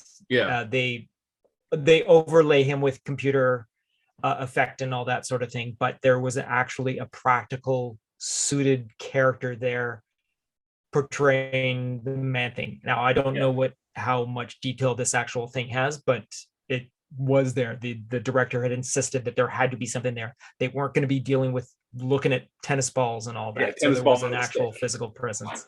Yeah, exactly. Yeah. So it was fantastic. And the scene where Jack's like up against the wall and then the giant hand grabs his chest, and I was like, well, that's not Frankenstein's monster. And you turn it and it's like Man-Thing. And then it's like Ted, and you're like, they know each other. And then you find out I love how they were so buddies. Yeah, he was there to save Ted, and I was like, that's awesome. That's 1,000 kinds of awesome. So and just the whole thing, like, this is an explosive. I'm not sure how, and then oh shoot, and then he's got to run for that crack in the wall, and it was just, oh, this was so. And then just all the problems he had getting it to stick to the wall. And I was like, jam it in. Yeah. No, again, it had the perfect feel of like those early Universal Monsters movies, and the look with the camera work. There was a little bit of like handheld stuff that felt a little out of, but a lot of the scope shots, the scoping shots, the rotating camera around the room felt so of the era that it was meant to be. And again, the inside, like when Jack awakens and he's inside the cage in the middle of the room, the camera that's in the cage with him is a little herky jerky handheld sort of thing, which is definitely something that you would not have seen back in the early Universal Monsters day and all that. But again, it is a small thing to forgive, and it's easily to forgive. We get an actual person's hand chopped off with an axe as gore. We got people incinerated. We get it's just we get so much blood. The transformation sequence was so beautifully done. How it was cast shadows in the background Pure of 1930s. the foreground as the camera was zooming in on like on the screaming victim guest sort of thing. But and I loved the hair suit that they had. The makeup for his face was so beautiful. Actually, the fact that the tribal makeup that he actually wore in his Jack's normal facial thing, which was a tribute to his family lineage, which was kind of neat to have there. But when he was in full werewolf form, it looks so good. It could have been cheesy, but the fact that it's a practical effect too, it's not a computer generated thing. It's obviously the shadow transformation is obviously a casted, but the stunts were fantastic. The like everything, it was total wire fu, which was kind of neat that he was doing. And the action was so over the top that it was amazing. Guys being picked up and thrown onto their necks. I mean, the first woman guard that friggin' werewolf grabs and throws to the ground where she lands on her neck is like, oh my god, that was a woman you just like practically killed, sort of thing. And it was just a thrill ride to watch. At the very least she's paralyzed. And I'm going to say the mother-in-law is played by Harriet Sansom Harris. People who watched Frasier long ago, this was Frasier. She played Frasier's agent. This woman, initially she starts off when you first see her and she's like, oh, just the kindly widow, and just she's trying to find someone to take her husband's place in terms of advancing the organization. Later, when things go to hell and her true colors come out, holy shit, she is a woman. You're like, you are just so unlikable as a person. I can't wait until you perish in some horrible way. But that's a testament to how good of an actress she is. Yes, for sure. I look at it the same way as like in the Harry Potter and the Order of the Phoenix, the really unlikable woman, I can't think of her name, or the actress. She plays the character so well, you just despise her. But then you realize, holy shit, right. How good of an actress is this woman to do that? And it's just like Jeffrey Baratheon. Exactly. He got hated for years because he was so good. So good at the role of just being so vile. And I mean, to me, that's a hallmark of an excellent actor. So like as I said, Laura Donnelly as Elsa Bloodstone, really good. But Harriet Sansom Harris just knocked it out of the park. She was a character that you were like, for sure. Who gets the honor of offing her? And man thing. And you're just like, you even if you don't make a sound internally, you're just cheering your heart out when Man Thing shows up and you're like, yes, get that bitch. And again, testament just how good of an actress she is. So I have to say, of all the things that Marvel has done for Disney Plus, this is like near the absolute top. This was just came out of left field. I tried not to watch any featurettes about it because I wanted to go in with fresh eyes, and I'm glad I did, because I watched it 3 times. Because the first time I was just like, oh my god, oh my god, oh my god. The second time I'm like, all right, now I'm going to watch it with more of a critical eye. And then I finished that and I'm like, now I'm going to watch it again just to enjoy the shit out of it again, because that was so much fun. So like I said, I've been skipping through it while you guys are talking, and it looks amazing. It is. It totally is. I would say instead of just skipping through it, just watch the whole thing at regular speed, and it's 53 minutes of just absolute fun. Yeah, I'm sold. So the 2 writers that actually wrote this story are actually writers from WandaVision, and they're from Hawkeye, and what was the other one they were in? I can't remember what the other one was. I want to say it's one of. They've been on other Disney Plus series and all that sort of thing. But the 2 that they came from, one came from WandaVision, one came from But one of the cool things is, of course, like I said, I sat through and even watched the credits to see what was going on. And in the special thanks, they have two that I have to point out. And one is the entire production team. So for special thanks, the entire production team who collectively, whose collective efforts brought a werewolf to life. And the other one is the special thanks to the parents who encourage their kids to have fun imagining a world full of classic monsters. So that's kind of a neat thing to see in the actual credits, how they're actually putting in. And also the great thing is the director is a fan of the genre. Actually, this is his directorial debut. He is a music guy. He has orchestrated quite a few Marvel things as well over the years. This is his first directing, and dude, talk about knocking it out of the park the first time.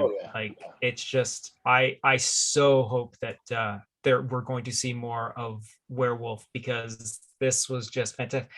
And the fact that Werewolf in the comics is attached, Moon Knight made his first appearance in the Werewolf by Night comic book series back in the 70s. So, I mean, he's attached to so many different characters, and he's been associated with, I mean, one of the main characters he's been associated with is Morbius, but I highly doubt we're going to see anything like that. But again, he could be brought into this. Now, the fact that we have Man-Thing out there, and the actual beginning opening story tells you that while there are superheroes and there are like whatnot in there, there are monsters out there. And you know what? Here's your first taste of what monsters are. So you know what? Cue up friggin' Blade, and let's throw some vampires into the storyline. So Suns. This is just Ghost Rider, Midnight Suns is totally Blade. Yeah. Now I will exactly. say, we're going to kind of sidestep here. So back when Universal was trying to do their Dark Universe, and unfortunately they let Tom Cruise into that. This was, I mean, that was the whole idea. But they didn't. I know. Universal was basically, the whole idea is they were going to resurrect all of the monster characters that they use for their Universal films: Frankenstein, Dracula, Mummy, from the Black Lagoon, Wolfman, the Invisible. For their own cinematic universe. Yeah, for their own dark cinematic universe. Unfortunately, they started with the Mummy, and they let Tom Cruise, let his team of hack script writers jump all over that. So to give him more time than the Mummy and let him become more powerful than the Mummy, and blah blah blah blah blah. And of course, it fucking tanked, because when I to me, I'm of the mindset of, if you're going to be the actor on, like, if you're hired as the actor, you're the actor. You're not the writer. You're not the editor. Ed Norton, if you're listening, fuck off. You're there to act. Do your job. Oh, I do not like Ed Norton. Honestly, I know you've mentioned it a few times. After the Check shit the old podcast, folks. After he pulled that shit in Montreal, if I walked down the street and Ed Norton was passing by, I would turn and punch him in the mouth. Just like Tyler Durden? He doesn't deserve anything less. So, if you're there to act. But if you're like, oh, my character's not getting enough screen time, I'm going to make it my contract so I could rewrite the whole fucking film. Just go home and play fucking Scientology figurines, whatever the fuck it is you do with your time. Because I'm just picturing Dark Helmet. Yeah. So it's just, so it's just, you realize that was 3 F-bombs in less than a minute, Trevor. I'm good. He's catching up. Yeah, I gotta catch up. I mean, there's a lack. So it's just, when you have something like that, like you knew Universal had a plan for bringing all these monster films, because I'm a big fan of the big Frankenstein, Wolfman, the Mummy, all those. I mean, the big Universal films of the 30s. I love those. Those were so much fun to watch, and this was the chance for them to restart it. And it's kind of interesting, because like just what you guys were saying and what I've just watched now is, you can tell that the people who made Werewolf by Night loved the genre. They were tapping into the essence of it. We've talked about that, yes. having the right palette, Definitely. the right vibe, like take what's everybody appreciates about it and loves about it, and you embody that into something new. Unlike, say, the Universal thing, where I think you're trying to create something else. With the Universal thing, I think the problem that happened was Tom Cruise. They probably, his role was probably much more diminished. The Mummy was to have much more screen time. You had, Jekyll and Hyde in there. They even had, when they went into Jekyll and Hyde's little thing, They had, remnants of other monsters. So that's more story. They had like a vampire skull and stuff like that. They had the plan for that. But because of one guy's ego that, he deserves more screen time, and he rewrote the character that he was playing. It's just, thanks for fucking it up for everyone else because you've got an ego problem. I'm not a big Tom Cruise fan either. I'll watch his films, but as a person, again, at this point, he probably needs a reality check, like a punch in the mouth or something. How's Top Gun 2? I haven't seen it yet. No. Everyone's telling me it's a great film. I'll see it at some point, but there's no need for me to rush out to the theaters to see it. I did hear a funny story though involving Tom Cruise as a little segue. So he is friends with David Beckham.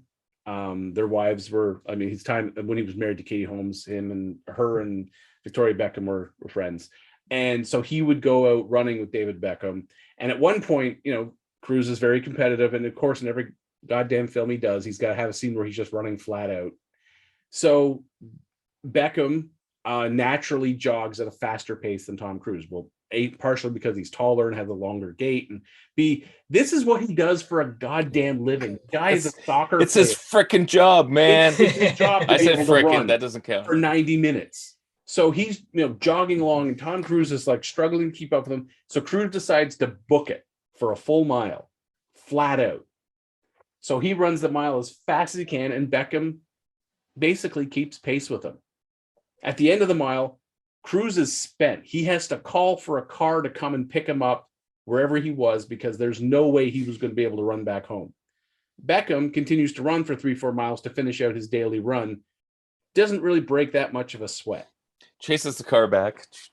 But I was just like, when I heard that, I was like, that epitomizes Tom Cruise. Is that a real story? Is this like internet legend? No, it's. If it's internet legend, I still fully endorse it. But it was just, it epitomizes Cruise that he's very competitive, but don't compete against people whose profession is the thing you're trying to compete against them with. Like, you're not a professional runner. You're not going to beat someone who runs professionally. Yes, I do love all the stories of him doing his own stunts. Yeah, that's when I think is like, that's kind of cool.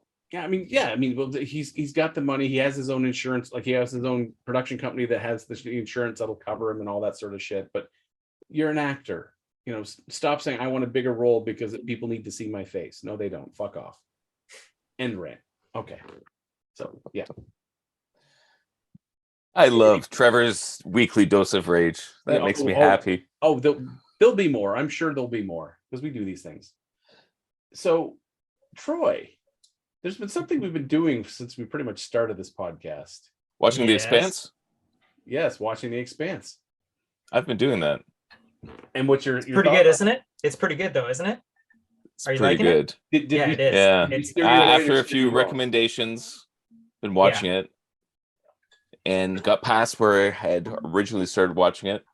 And yeah, it's Game of Thrones in space. I didn't know what the hell was going on. I'm not to the end of first season yet. I know I'm like 7 years behind, so whatever. It is. So we'll just log this into the podcast for history. So much fun to watch that show. Like, that is. It is crazy. That is some of the best modern writing for a show in a while. And is that the spaceship you keep holding up? Yes, was it the roasted? How'd you say it? Roasted. I know it's Don Quixote's. I don't know how to say his name either, but it's like Don Quixote's horse. Is a Rocinante. Don Quixote. Yeah. Okay. There we go. I watched the Terry Gilliam film, but I still can't say it. Yeah. Okay. Yeah, it's awesome. And so far in the series, and again, I know I'm way timey-wimey back from everybody else, but just how much I don't know what's going to happen, what characters are going to survive, where things are going. I've seen you hold up the little spaceship for a year now, and it's like, is that the ship? Nope, that got blown up. Is that the one? Nope, that's gone. Which one is it? And then they named the one. It's like, that's got to be it. Yeah. It has to be. It is. It's The Expanse. Honestly, was one of my favorite shows to watch. Like, late at night, I would stream an episode, and I can honestly say for season 1 and season 2, there was not a single episode I was disappointed in. Not one. And to me, that's just like, that's a hell of a lot of incredible writing, that there's no dead episodes. There's no episodes you're like, that was filler. There's no filler episodes in season 1 and season 2. I also like the fact that you could walk away from it for a little while, and then after getting back to it with one episode, everything just floods right back. You're just right back in the saddle and exactly. along for the ride. Because I think Adrian and I like watched the first 2 seasons when they originally started coming out, and then we took a walk away from it or something like that. No, because it got dropped and then Amazon picked it up for a 3rd or 4th season or something like that. But there was a delay in time between the seasons because whatever it was originally on, like was it Sci-Fi to begin with? Yeah. Sci-Fi, yeah, it was Sci-Fi to begin with, then Amazon picked it up to continue on, right? So there was a little bit of a time between. So when we decided we were going to rewatch it from the beginning, we were like, okay, we know this episode, okay, we just get right through it because it just so stuck in your mind as so well written and all that. So the problem here was Sci-Fi kept preempting it with other things, so it kept Sci-Fi sucks. It kept jumping around, around the week in various time slots. So by the end of the 2nd season, they're like, it's not working. Well, of course not, because people are like struggling to keep up with all your weekly changes. I don't know how it was on Space up in Canada, if they kept it in a time slot. No, it was pretty much on the same time all the time. Yeah. Here it wasn't. It was so hard to catch episodes as they came out. So you'd be like, look, it's on. Oh, and then right before there's a second. Well, I haven't seen that episode because I couldn't find that episode. So that's why I eventually just went to streaming it, because it was just because there was for a while there. I think there was say episode 4, episode 5 of season 2. I couldn't find it. It was never on, and I would try to DVR and it would never come up on the DVR, and I was like, screw it, I'm just going to stream it. And I was like, that answered some questions. That's good, because I was stuck there for a while. I'm like, I don't want to watch ahead because I know I'm going to miss some important plot details. And yes, of course there were. So yeah, that's one thing I love about this whole podcast thing, and what I loved about the Freak Pit back in the day is because you get these recommendations and people are like, you haven't watched this, then we can't be friends. It's like, oh, you feel that strongly about it. Yeah. I think maybe I'll check that out. It's like, damn, I do need to watch this thing. Yeah, I try not to give I'll recommend, maybe you should try this out. There's very few shows where I'll be like, you have to watch this. This is one of those shows that you have to watch because it's a combination of excellent storytelling, good characterizations, excellent acting. It all works. And I find, as time goes on, those become few and far between. Yeah. So every time you find those gems, to grab onto it and then tell others, you need to be a part of this. There's a scene in Naruto, one of the openings, where there's just this gem that floats up and all the characters are just trying to grab that gem, and it just kind of keeps eluding them. And then finally he grabs the gem and holds it in his hand. That's what these kind of stories are like. It's like, that's what everybody's chasing. If you can get a hold of that, you're good. This is one of those series so far, halfway through season 1. So if you're listening and you haven't seen The Expanse, give it a shot. Yeah, or else we can't be friends. For sure, you can't, or you can't listen to this podcast anymore. And I will say, The Expanse, by this halfway through the 2nd episode, I was hooked. I was like, I'm watching this through. I'm not, because even the end of the 1st episode, you were like, when's the next episode? When's the next? And then by halfway through the 2nd episode, you're like, I'm in for the long haul. I don't care how many episodes there are. I'm in for the long haul. I'm with you. Well, because it also has that, what we have mentioned several times again about good television sci-fi, is it has a world that is realistic and sci-fi. It has a lived-in feel to it. Everything looks like it is the way it should be. The highly clinical sci-fi science sections are all pristine and clean and all that, but when you go out onto the main ground and all the way that the living quarters are stacked on top of each other and all that, and the whole entire series of the characters that are referred to as the Belters and all that sort of thing, like the distinction between those on Earth and those on Mars and those on in the belt and all that. It was just so freaking amazing to be able to see something like that. Yeah, that stuff's so much fun. And the way they just bash like some of the old style, like what's that Thomas Jane's character with the little hat on, doing the investigations. It's that mishmash kind of old and new, very Blade Runner style. That it's that kind of fun science fiction. Geez, even Star Trek did that kind of stuff, Yeah. where it's pure sci-fi until they pull out a book and are reading and having a cup of tea with sandwiches or whatever, old-fashioned paintings or callbacks to Earth. All that kind of stuff is so much fun, and the Expanse does that great. So yeah, 100% hooked. Yeah, I can't say enough about the Expanse. So Don't. So I won't. So yeah, let people make their own opinions. So we have been working on a top 10 list. I'm just gonna give a quick recap of, so in case people have forgotten.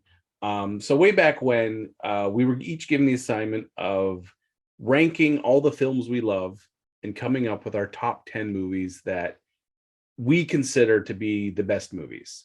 Who is the idiot that would do such a thing? I don't know. I'm sure he's a complete moron.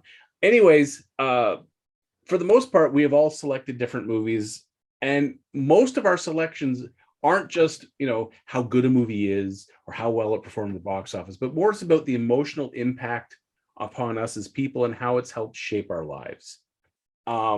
So I'm going to give a quick rundown of some of the films we've talked about. I'm not going to give you episodes we talked about. I'm going to leave that up to the, you, the listener, to kind of track those down. So our number 10s, Mike chose True Romance. I chose Fargo. Gavin chose Transformers, and Troy chose Airplane.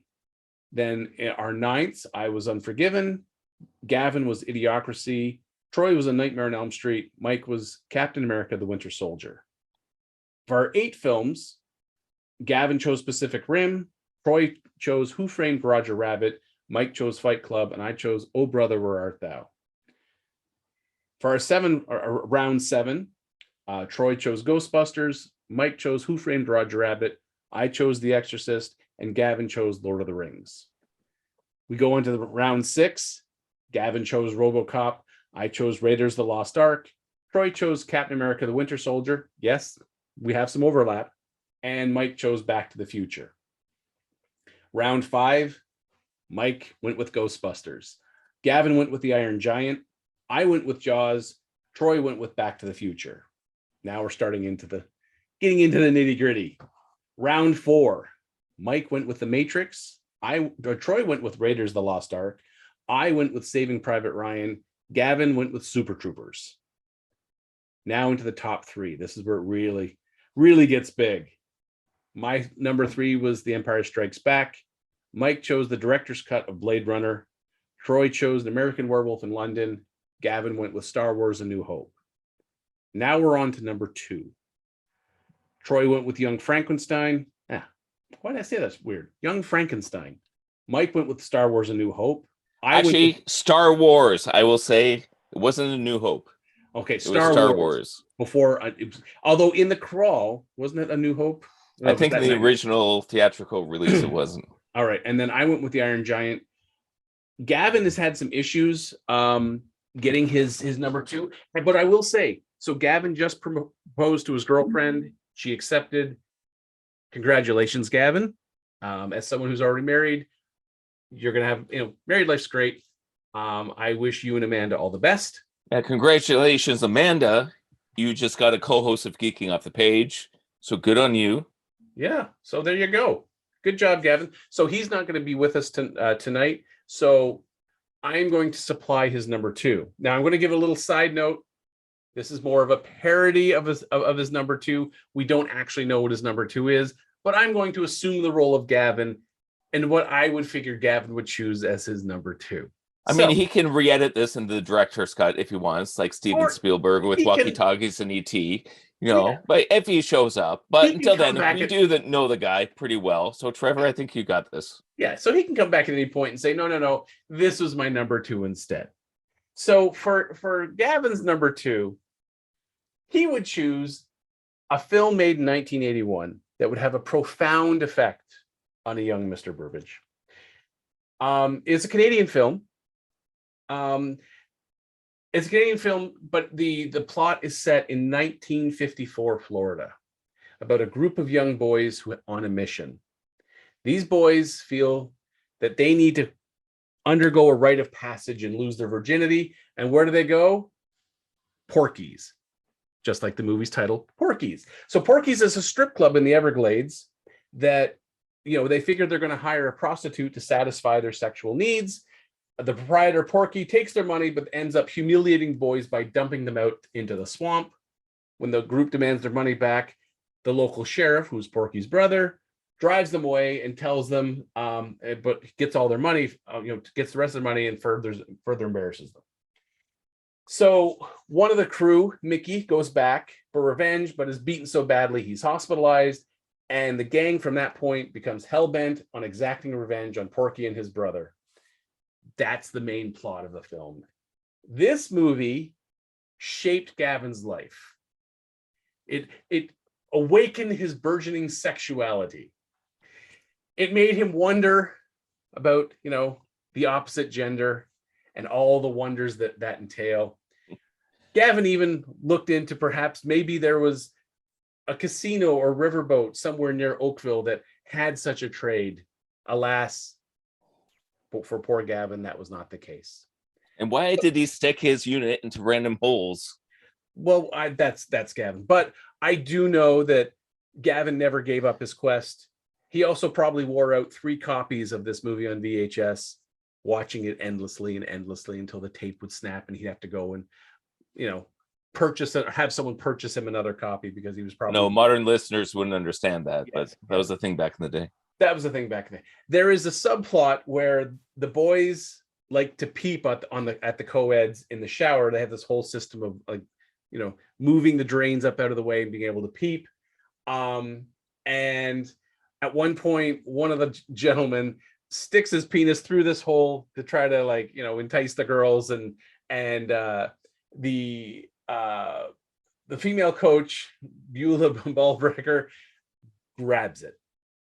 And it's a very humorous scene. And later, when they're in the principal's office, she's demanding, is much to the point of getting a sketch artist because there was a mole she recognized on it, and that all the boys would have their pants pulled down so she could identify the person in question, and he would be punished.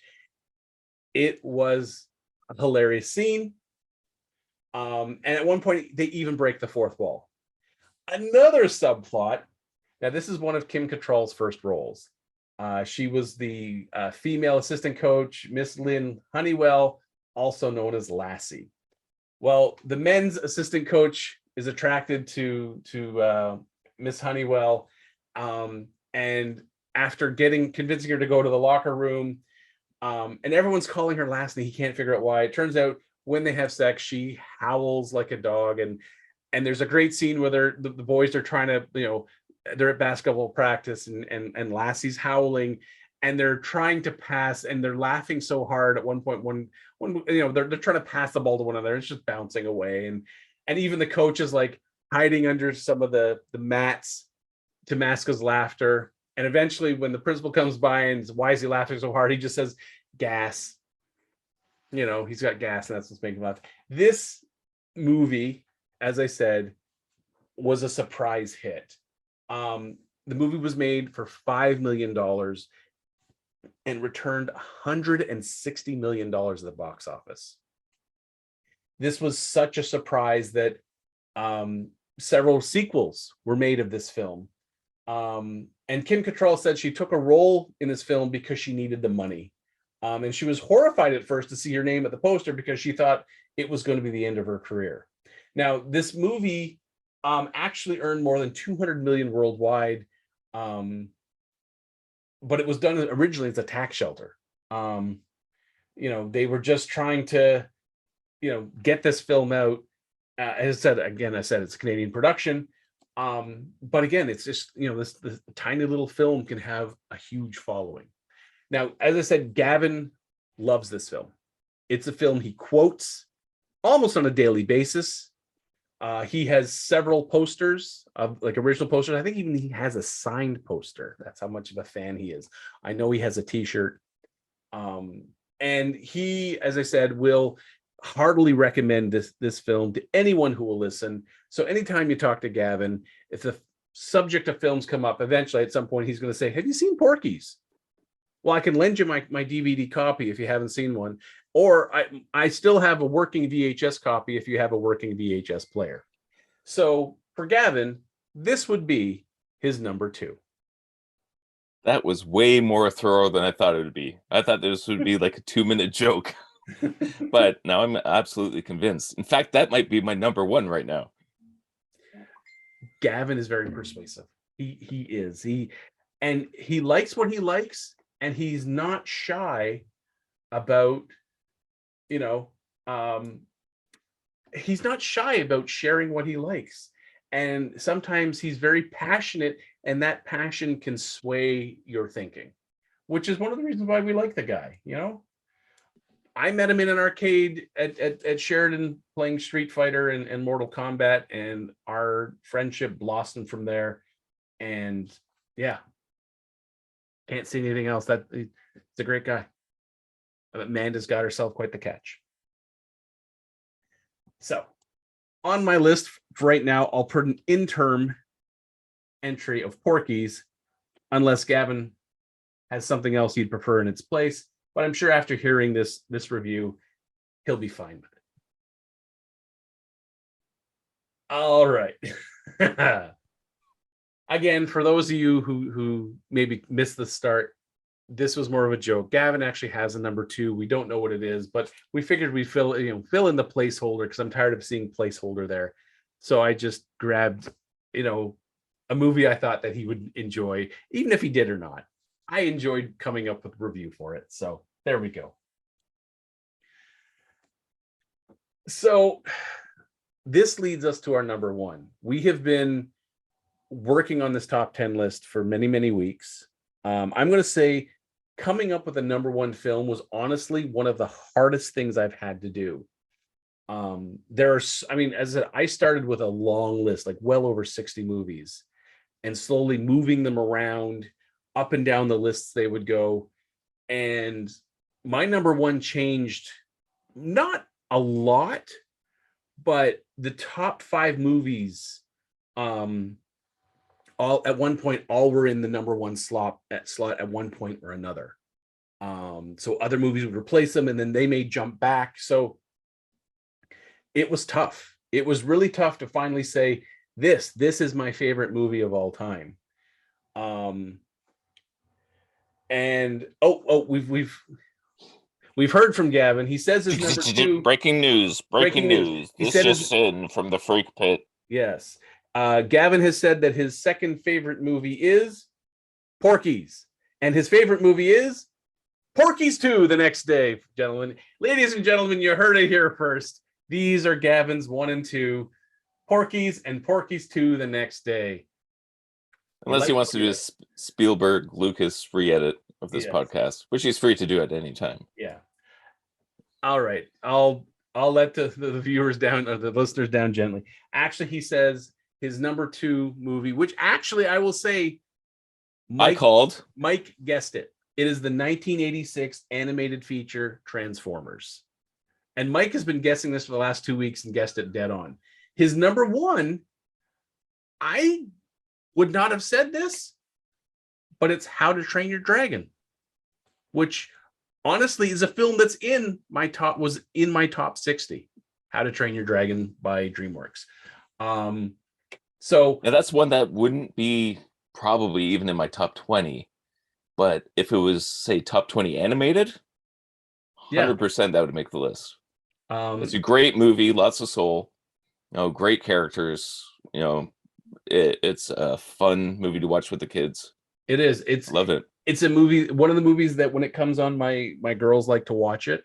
And I've caught Freddie looking up at it.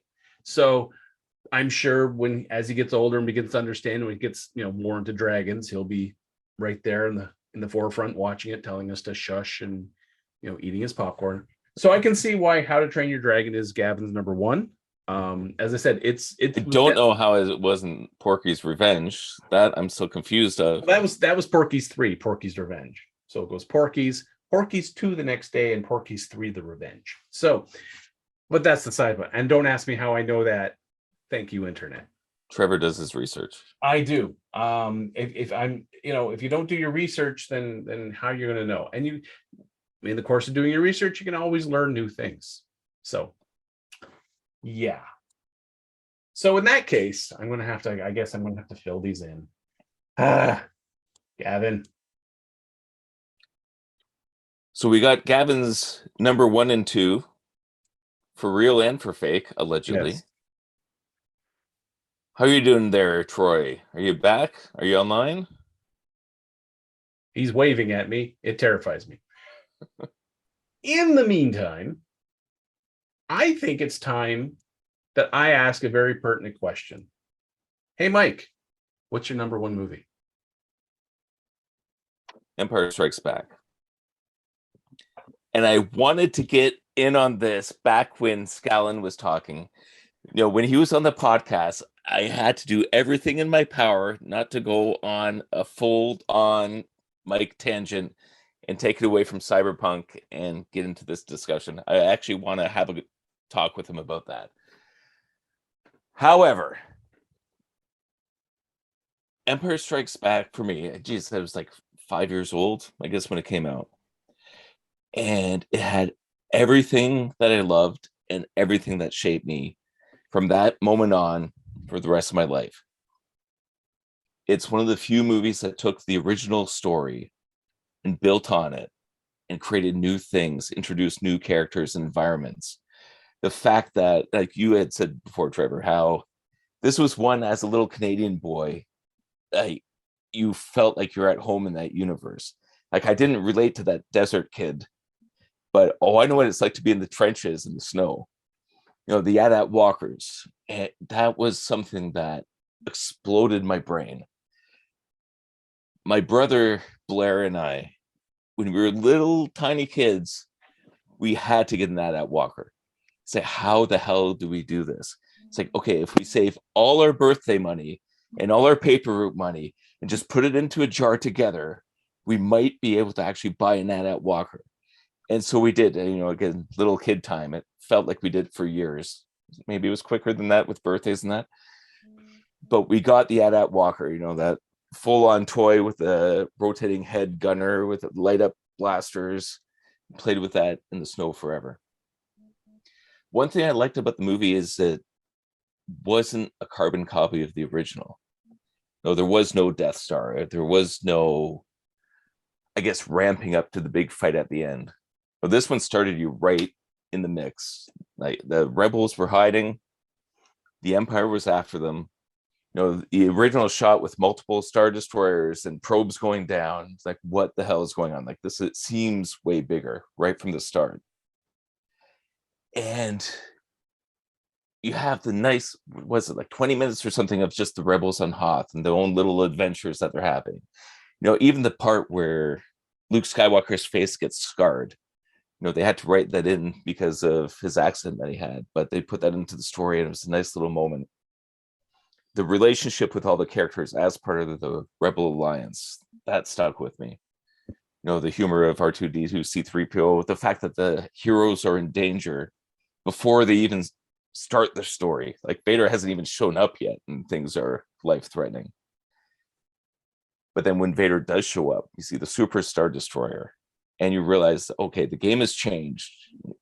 Back last movie, he was Tarkin's lapdog. And now he's been promoted. And he's just constantly demoting people left and right. And it's amazing. And that definitely elevated Darth Vader into one of my favorite characters of all time. So you get all this interesting animation with the AT-AT walkers, which again, Phil Tippett. And that was one thing that got me into animation and special effects to the point where it's like, I have to work with him. I have to. And turns out Tippett Studio was my favorite feature film animation studio to work for of all time. And then working at Tippett Studio felt like I was working in the Millennium Falcon. Like everything was jury rigged. The desks were jury rigged. The computers were jury rigged. I'd been working in effects long enough to know there's better ways to do this. Like, yeah, but it works. We're doing it fine. And it was true. It's like all these movies are getting made with this crazy, jury rigged system of crazy computers and awesome people. So the whole time working there felt like the Millennium Falcon. So I was so glad I had that experience. And then the thing with Empire Strikes Back, after the Empire basically just crushes the rebellion, essentially, they just barely managed to escape. And then the heroes all splinter off in different directions, have these different adventures. You meet Yoda, which is one character that most people, I would say, that are older than me, that I've talked to, they didn't like the fact that Miss Piggy was teaching Luke the Force. But as a little kid, I didn't blink for a second. I was just like, no, this is amazing. The story archetypes and the characters and the teaching and the philosophy, everything that was happening in that moment. And then in this movie, you get to see what a real Jedi is. Back in Star Wars, Obi-Wan talks a bit, shows the sword, gives it to Luke. He never uses it. And that's it. In this one, you start to see it's like, no, you can actually like move things with your mind. You can have this deeper connection with the life force around you. You start leveling up as a character, essentially. You get the new characters like Lando Calrissian, and immediately he feels like a Star Wars character. Cloud City as an environment is amazing. And my favorite fight scene, I think, of all time is Luke versus Vader on Bespin in the carbonite chamber. That's one thing I had no idea, especially as a little kid, what was going to happen. It was scary. It was dramatic. The story beats were all there. And I've done an experiment where I've taken that fight sequence and compared it to all the other lightsaber battles in the Star Wars universe. So there's a lot of lightsaber battles that are more flashy and more flips and more like all this other stuff. If you look at that lightsaber battle on Bespin, there's so much standing around. There's exciting moments, but it's just the drama and the intensity, and you know where the story's going. And it ends with the whole, no, I am your father. And as a little kid, boom, brain explodes. After Luke's hand's been chopped off and he falls to his death, and you're like, you don't know what's going to happen next. Oh, not to mention Boba Fett showed up earlier, but that's, there's so much good stuff in this movie. And the biggest thing is at the end, it seemed like the good guys didn't win. And for my little 5-year-old brain, that was kind of a lesson in humanity. It's like, sometimes the good guys don't always win. Hopefully there's a sequel and they come back. It's funny when Scallon was talking about Infinity War. It's like, yeah, I stopped there. Yeah, everybody got snapped. Done. The end. And my kids, that was kind of like their Empire Strikes Back. But for me, that movie hit me in so many different ways that ever since I saw it, there hasn't been a movie that even came close to knocking that out of number one. So my pick for number one, Star Wars, The Empire Strikes Back. Excellent. Wow. All right, who you want to go next there? Mike, it's on you. Ball's on you. All right, go Troy. Okay, so what you're going to do is you're going to copy paste what Mike just said and then put it under my audio, but replace Empire Strikes Back with Star Wars. Knew it. The original. There's no doubt that Star Wars wasn't the top of my list. I've always, when I first meet people, the first things out of my mouth when I find out that they're geeks, hey, Star Wars is my favorite movie. I mean, it's for pretty much almost every single thing Mike said about his experience seeing Empire Strikes Back for the first time is the exact same thing that I had with A New Hope. Well, I guess it would have been Star Wars at the time when it first came out in 1977. It is the movie that I have seen the most times in the movie theater because it was at a time when you can drop your kid off at a movie theater, go do your shopping, and then come back because there was just a theater filled with kids of the same age and all that. So me and my brother weekend after weekend after weekend would see this movie. We would see it with other family members that hadn't seen it yet. I actually went to see it with my grandmother one time, and she loved it so much that we went to see it a second time in the same day. So, and this was just a phenomenal movie. It was the first movie that my family discovered as a whole for the first time, because prior to this, we're a big movie going family. We enjoy seeing movies in the theaters. We would go see almost every single movie. A lot of Disney films, a lot of animated stuff, a lot of like, I mean, my parents took me to see Blade Runner when it first came out. I mean, that's the type of movies we would go see. But like, we had no idea what Star Wars was at the time. And now, as I've done my research and all that sort of thing, I've realized I did not see it opening weekend because the movie didn't come out in Canada until July of that year. So, but I did see it prior to that. So we must have been in a theater in Detroit, because we have a lot of family that are in Michigan and all that sort of thing. So I probably saw it in the States for the first time. And just knowing that I had seen it early enough that it just blew me away. It was just so fantastic. So I also have to try and figure out that I've always had this picture of having like a birthday party that was all Star Wars themed the first, like, just a couple of weeks later, because the movie came out in May of 77. My birthday's at the beginning of June. I had a birthday and all that sort of thing. So as it turns out, more than likely, my next birthday was all Star Wars themed, because that's when everything was available. And again, everyone knows that you didn't have anything toys until the following Christmas, not that upcoming Christmas, the following Christmas, because Kenner just had no idea what they were dealing with and all that. But it was just something that not only took the world by storm, because it changed the way Spielberg changed what a blockbuster was a couple of years earlier with Jaws. That was the first big movie that made the word blockbuster a common word. Star Wars was the first movie that was able to hit everybody and make it the movie that it became. It was a phenomenon. It wasn't uncommon for a movie to stay in the theaters back in the 70s for several months. Star Wars stayed in over a year. Some theaters, because this was done on film, actually had to go through 3 or 4 prints within that time just to keep it in the theaters, because some theaters couldn't show it anymore because their version broke because it just ran so much and there was no other copies. So it was a phenomenon that took over the world, and our family was swept up in it, and it became part of something that became the building blocks of who I were to become. My love of movies was definitely prior to this, but when Star Wars came around, there was more availability of behind the scenes stuff. And when you found out how stuff was done and who people were, and like, George Lucas is probably one of the first directors' names, other than like other known things. But again, we're talking, I was 6, 7 years old and all that. And so a name like George Lucas stood out. I know who George Lucas was.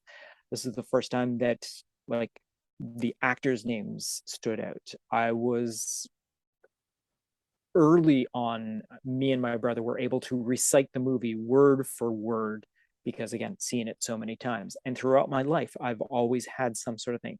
I once had an audio recording of the movie that I just kept playing over and over and over again. I worked at I was 16 working at a dive restaurant in Streetsville, and the tape player in the back, I would put in this Star Wars audio tape and just play it over and over and over again during my shift. I wouldn't listen to music. There'd be Star Wars playing in the background of every single shift and all that. So my friends always, it's one of the thing about every single era of my life, my friends always centered around Star Wars. Like, no matter what, I always had a core group of friends.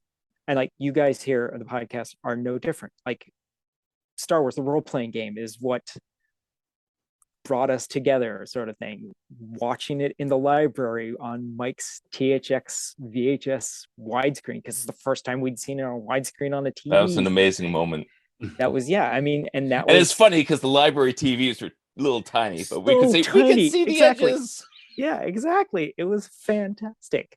But again, like my friends in high school, it was a Star Wars thing. My teachers in grade 1 and grade 2 would be thrilled at the fact that we'd be learning stuff with the incentive of Star Wars. There was puzzles and coloring books and all that brought into the school as rewards for you do better in your grades and all that sort of thing. We'll reward you with the Star Wars stuff. So there was tons of Star Wars stuff always given to me. Me and my brother had every single thing that was in the first wave of the Star Wars toys once they were available. A good, I would say 80%, maybe 85% of Empire Strikes Back. Once we got on Return of the Jedi, the number started weaning off as we got older. While we still wanted the stuff, less people bought it for us, but that's beside the point. But it was always something that was there in my life. And the fact that it was something that my mom came out to see the J.J. Abrams movies, the sequel trilogy. My mom was there opening night to see The Force Awakens because she is that much of a fan, and she has been since the day we started watching it. I mean, I'm sure my father would have been there too. I mean, if he was still with us, he would definitely have been there watching the movie with us.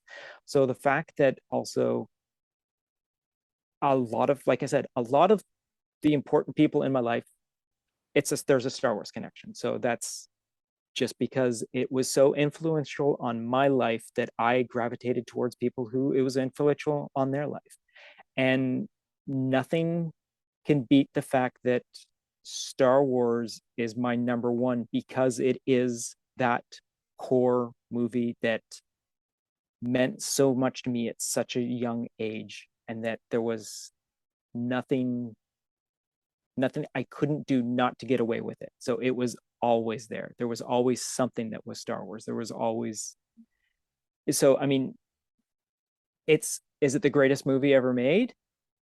In the grand scheme of things, no, it isn't. It's the second greatest. For me personally, it is fantastic from frame one to the final fade out at the end. Because it just hit me at a time. I know all the bad edits, the overdub sequences, the mixed up edits and all that. I know them forward and backwards. I've been able to speak the script verbatim as I go on.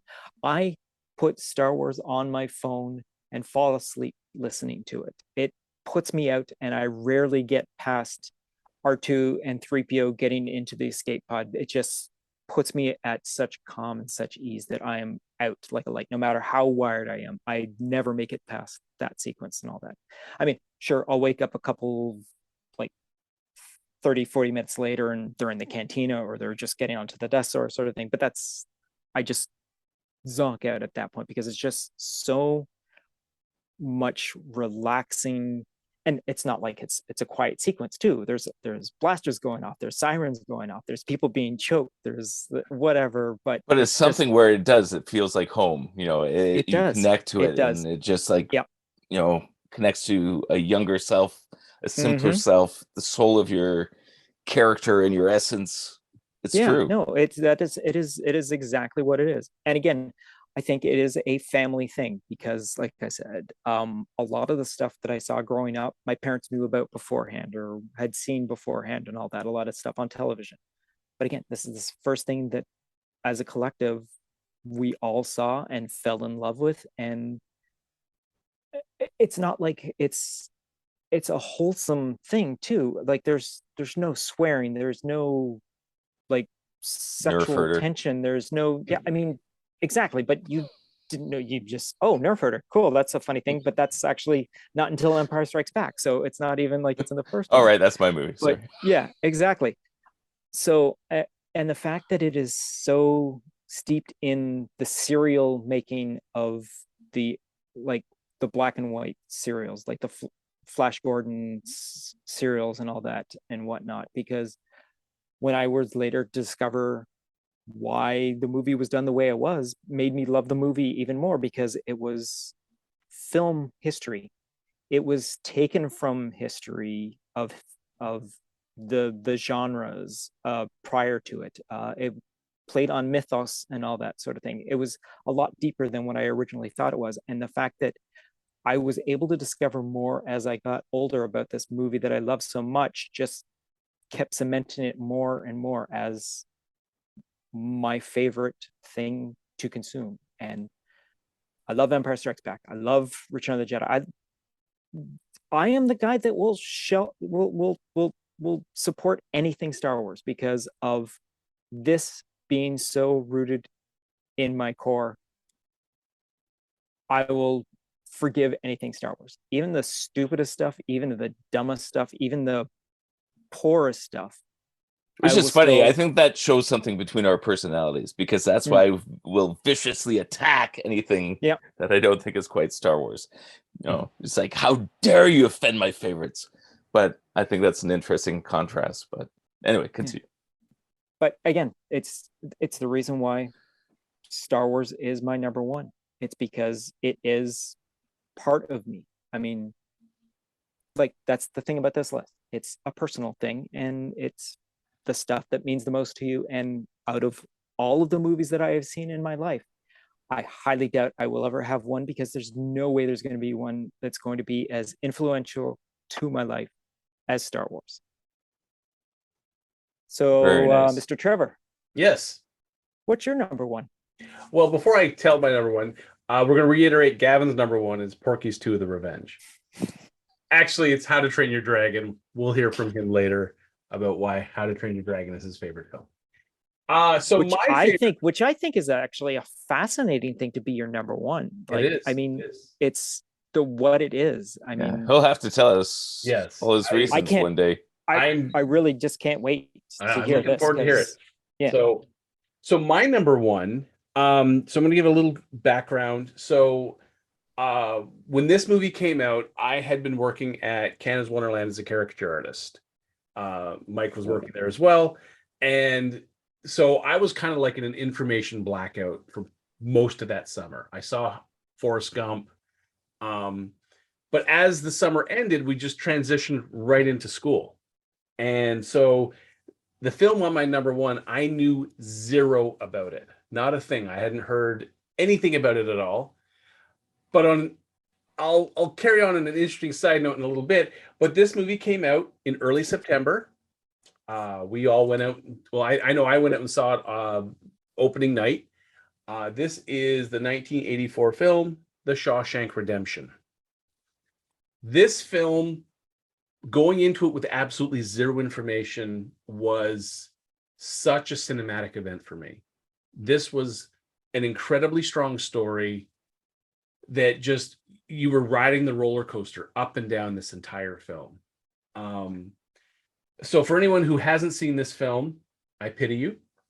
It tells the tale of Andy Dufresne, a banker who has been framed for the murder of his wife, and he is sent on a life sentence to Shawshank Prison. There he meets up with Red Redding, played by Morgan Freeman. By the way, Andy Dufresne is played by Tim Robbins. Originally, they had there was a couple of, I found out later, they had thought they were going to try to get Tom Cruise or Tom Hanks or Kevin Costner, and then finally Tim Robbins got the role. Anyway, so this all happens in 1947 Portland. So he's sent to prison, and he has difficulty adjusting to prison life. He is frequently sexually assaulted by a group called the Sisters, and their leader Boggs. But Andy overhears the captain of the guards at one point when they're tarring a roof, that he's being taxed on an inheritance, and being a banker and being very knowledgeable about tax codes and things like that back in the 40s, he approaches the guard, who nearly kills him, and says, "Tell you what, I can make it so you can get the full inheritance and you don't have to pay the government anything." And he does this so the next time the sisters show up to attack him, afterwards, the captain of the guards and a couple of his guards go visit the head of the sisters and end up crippling him.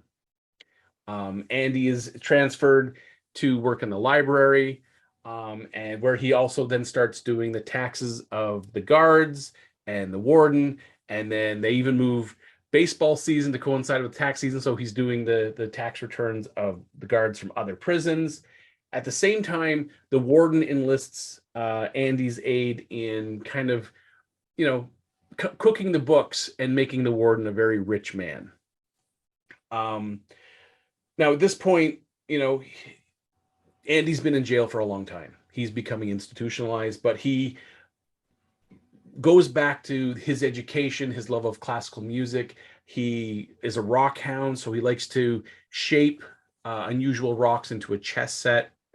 And then it's a new prisoner, Tommy, shows up, who says that, he had this cellmate at one time who spoke about a job he did where he, killed this the tennis pro and a banker's wife, and they ended up pinning it on the banker, and ha ha ha, which turns out the banker was Andy.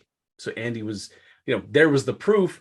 And when he went to the warden, he gets thrown in solitary, and this prisoner Tommy gets gunned down for escaping the prison. It's at that moment that he decides, that's it, I'm done with prison life. He manages to tunnel into an unused section of the prison, break into the sewer system, climb through one of the sewer outlet pipes, and escape. And then the next day at roll call, there's this whole thing with Andy's missing and the warden's having a hissy fit. And then he finds the tunnel that has been hidden behind the Raquel Welch poster. At this point, Andy has gone to all the various banks where he has deposited, the warden has deposited this money and is taking it all out, and sends a copy of the cookbooks to the newspaper. The warden gets arrested, who ends up, instead of allowing himself to be arrested, puts a 38 special in his mouth and ventilates his ideas.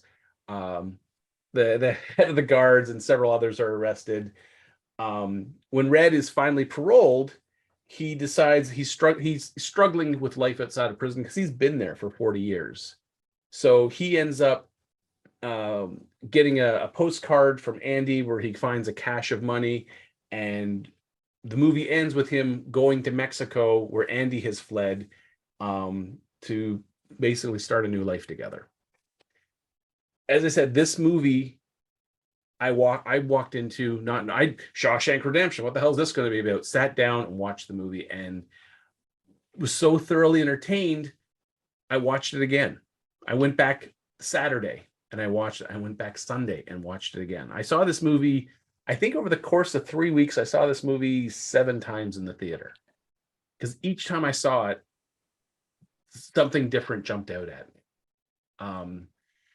Now, unfortunately, this movie did not do well because it was up against Forrest Gump, which came out earlier in the summer, and shortly thereafter, Pulp Fiction came out. And both of them stomped this movie into the ground and swept a lot of the Oscars away. Does that make this movie lesser than them? No, it's just timing. This movie did not have a strong female lead. There was really no romantic subplot. And historically, moviegoers aren't comfortable watching prison films. So, this had a couple of things against it. Now, the writer of the story, Stephen King. Have you read his book, the novella? I read it after I watched the film. I was like, and this captures a lot of the feelings that's in the novella. And it's funny. I mean, the book was called, what's called Rita Hayworth and the Shawshank Redemption, which when they did the casting, a lot of female actresses were trying to get cast as the role of Rita Hayworth, not knowing that she's in a film within the film sort of thing. She's not actually there, but that was the name of the short story. So they shortened it to the Shawshank Redemption, which confused the moviegoers as what the hell is a Shawshank Redemption? Now, part of the thing that kind of linked this movie to me was, as I said, I was working as a character artist at Canada's Wonderland. In August, I did not know that Morgan Freeman was on the press circuit promoting this movie. And he came to Canada's Wonderland. And a gentleman sat down in front of me, and I started drawing his caricature. And it was when I started to do the freckles that covered his cheeks and up over his nose, I realized, holy shit, I'm drawing Morgan Freeman. Now, I've known him from many other films. I was a little starstruck, but I managed to keep my cool. After I finished, he complimented on how well it looked. He paid me. I shook his hand. I didn't get his autograph or anything like that. I kind of kicked myself for not doing that. But, you know, he was there to enjoy himself. I didn't want to fanboy gush all over him. So, and I had no idea why he was in the area. There was a movie he was shooting or something. No idea that he was actually doing the press junket for Shawshank Redemption. So when I saw him in the movie, I was like, holy shit. So yeah, that was a very personal connection for me. I just met the man like 3 weeks before that. So it was such a pivotal moment that, again, every time this movie's on TV, if I'm flipping through the channels, I don't care what else is on. I'll stop at the station and start watching the movie where it is. I actually watched part of it tonight. The only reason why I didn't finish it is because the podcast started at 10. The movie went to 11. So that's the only reason why I didn't continue watching it. This movie speaks to me on so many levels, about, you know, the resiliency of will, that, you know, regardless of your environment, you can stay true to yourself. You can either bend to the environment and become part of it, or stay true to yourself and let the environment kind of wash over you, but not affect you to change who you are fundamentally. So this movie, as I said, I watch it so many times. This movie is probably well within the top 3 movies that I've seen the most in my entire life. Star Wars is probably number 2, maybe even number 1. Maybe Empire's number 1, Star Wars is number 2, this is number 3. Again, it's interesting to me that, you know, Empire was number 3 on my list. Empire was number 1 on my list when I was putting this list together for a long time. And then when I got to Shawshank Redemption, it kind of jumped quickly up the list. And then as the shuffling came, it got into first place and stayed there. And other movies would kind of like bash against it and not move it. Question: what bumped it up? If Empire was at number 1, which is mine, Mm-hmm. what was the thing that pushed it through the threshold? This movie has a stronger story. This movie's story, in my opinion, is bulletproof. There's no holes in this movie. There's no inconsistencies in the story itself. It's just, and then the quality of actors is just, I mean, the cast of this film is incredible. It's a phenomenal cast. There's no bad, I mean, Clancy Brown is the head guard. I mean, every time he talks, you have his attention. Yeah, and as I said, like, you got Morgan Freeman, William Sadler, Gil Bellows, who, you know, was on Ally McBeal, and I was like, oh, it's that guy from Ally McBeal. But like, even the warden, like, just he spoke, and you're just like, what a smarmy! You just want to smack the toupee off his head. But he's the warden. You wouldn't dare, because then Clancy Brown would stomp you into a greasy stain under his boot. So yeah, this film has just, it's a very, I mean, as I said, a bulletproof story, and then an impeccable cast, and then the filming, the cinematography. It's just, it really, I mean, they didn't have much in the way of special effects that they needed, but the cinematography is just gorgeous to watch. Every time they do a long vista shot, or the shot of Tin Robbins after he comes out of the sewer and the rain's falling and he's, you know, reaching up to the heavens, you know, freedom at last from a true injustice, and you want to cheer. You're like, yeah, you got it now. And then when he goes around to the banks and collects the money, and especially, you know, here's the evidence of the warden, and you see the police coming up to the prison to arrest the warden, and you're like, yeah, fuck you, get what you deserve. And then when he, like, you know, airs out his aggressions in his head, you're just like, man, you got off easy. Those prisoners needed a couple days with you. So yeah, this was such a great movie for me to watch. That yeah, I think if I had watched like little featurettes leading up to it, like on Entertainment Tonight or whatnot, this movie would not have had the same impact it did when I first saw it. And as I said, I'm glad I didn't have that foreknowledge, because walking into this film knowing nothing, I got to experience it as a complete neophyte, and as I said, it changed the way I viewed story. So, a little while later, when I was sitting in Mark Simon's film history class or film studies class, this film kept jumping up my mind when he would talk about, man versus man, man versus nature, man versus environment, and then how you tell a compelling story and how you create characterizations and how you show instead of tell. And this movie is 100% show instead of tell. Because the guys will be sitting around and they'll talk about something, and then you see it. You see how that effect changes them. Or you'll see something that changes them, and then you'll see how they talk about it, and how, like, when one of the prisoners gets parole and gets out to the outside world and ends up hanging himself because he's just not adjusted. He's never seen cars. He went into prison before cars became a common thing. And he can't adapt to the new world around him in his mind, so he ends up hanging himself. And then when Red gets out and he realizes, I'm having some of the same issues. I've been in prison for 40 years, but unlike Brooks, he has an out. He's got Andy Dufresne kind of throwing him that lifeline. And yeah, so this is why this film is my number one.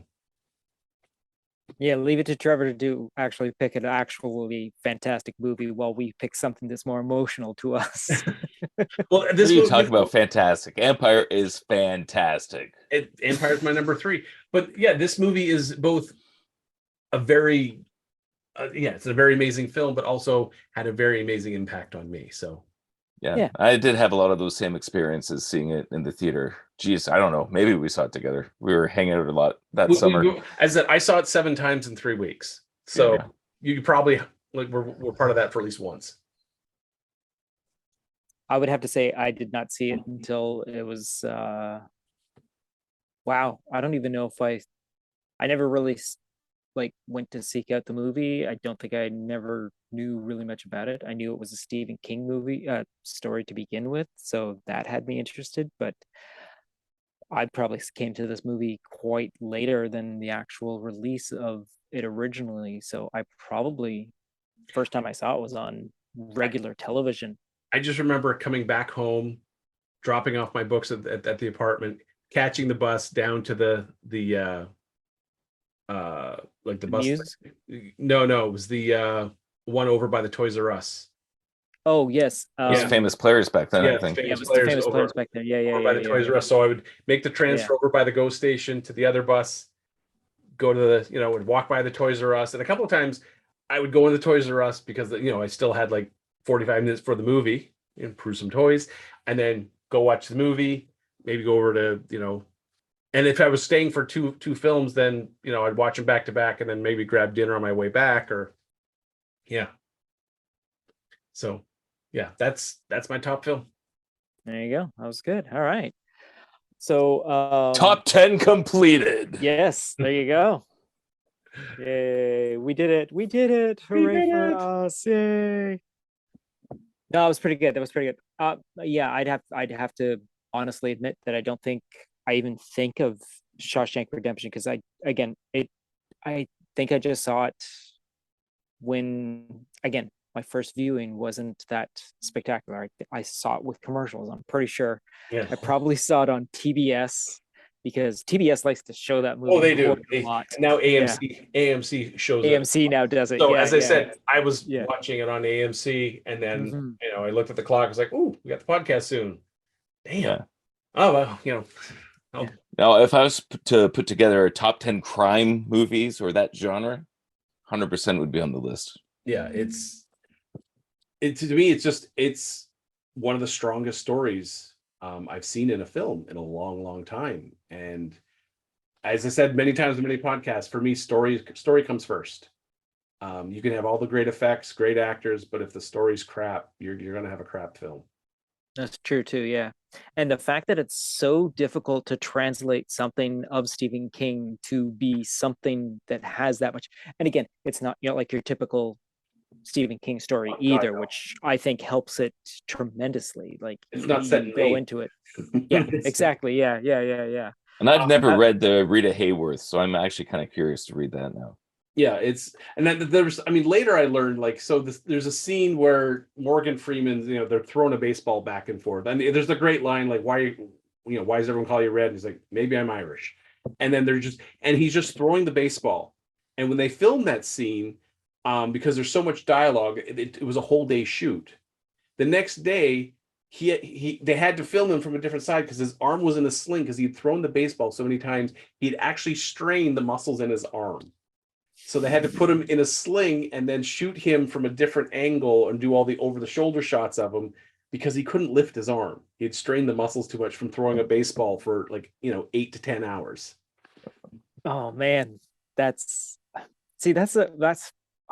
part of movie magic that I love. The behind-the-scenes sort of stuff and you learn stuff like that all the time, which is fantastic. Which is one of the main reasons why I love movies so much. Is there's just so much to learn about every single thing. The weird stuff that happens, like I love you, I know. The scene it was supposed to be I love you too. Yeah. How did that change? It didn't work. Okay, improv it. Well, you can write it, George. We just can't say it. But yeah, the scene where Clancy Brown's holding Tim Robbins by the shirt collar over the roof. They actually had the harness wire. So Robbins was wearing a harness and it came up through his shirt directly into Tom Clancy's sleeve, down his sleeve to his harness, and then down to the ground. Yeah. So that they could film it as a long shot, but still have the safety wire holding them so that, Tim Robbins didn't go over, because it was actually done over a building. It wasn't like a little sound set with a green screen. They actually hung him over a building. But the way that they had to hide the safety wire so they could do it, it was so inventive.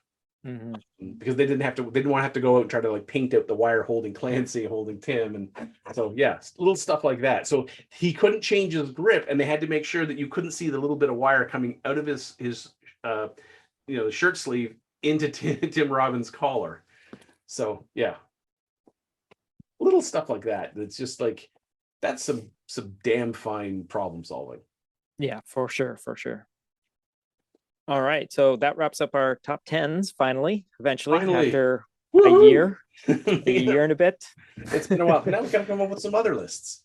Yeah, I'm pretty sure we'll figure that out in the near future. I do want to have a debate sometime why Star Wars is better than Empire, or why Empire is better than Star Wars. Empire's better, but it's not. It is. Empire's better. But it's not. It's not. It isn't. We're gonna have to have this debate. You can't. This is why we have to. We have to have this conversation. One without the other. No, I understand. I understand. It would be a great podcast. No. The listeners would love it. Look, if you're looking at purely movies, yes, Empire is a better movie than Star Wars. Don't ruin the conversation this fast. Aspect. But I will say, empires can't exist without Star Wars. Without Star Wars, yeah. Star Wars, they broke. Watching that ILM series on Disney Plus, Star Wars broke so much ground that now every movie all the way up to today takes it for granted. But without Star Wars, 80% a lot of shit doesn't get made. Would not be made. And about 90% of the schlock that came after Star Wars never gets made, which is another. I laughed. Copycats. I cried. I kissed $6 goodbye in Hardware Wars. Oh, what is that argument, doggy? Is it millions of souls crying out all at once in our sounds? No, it's just just a headache.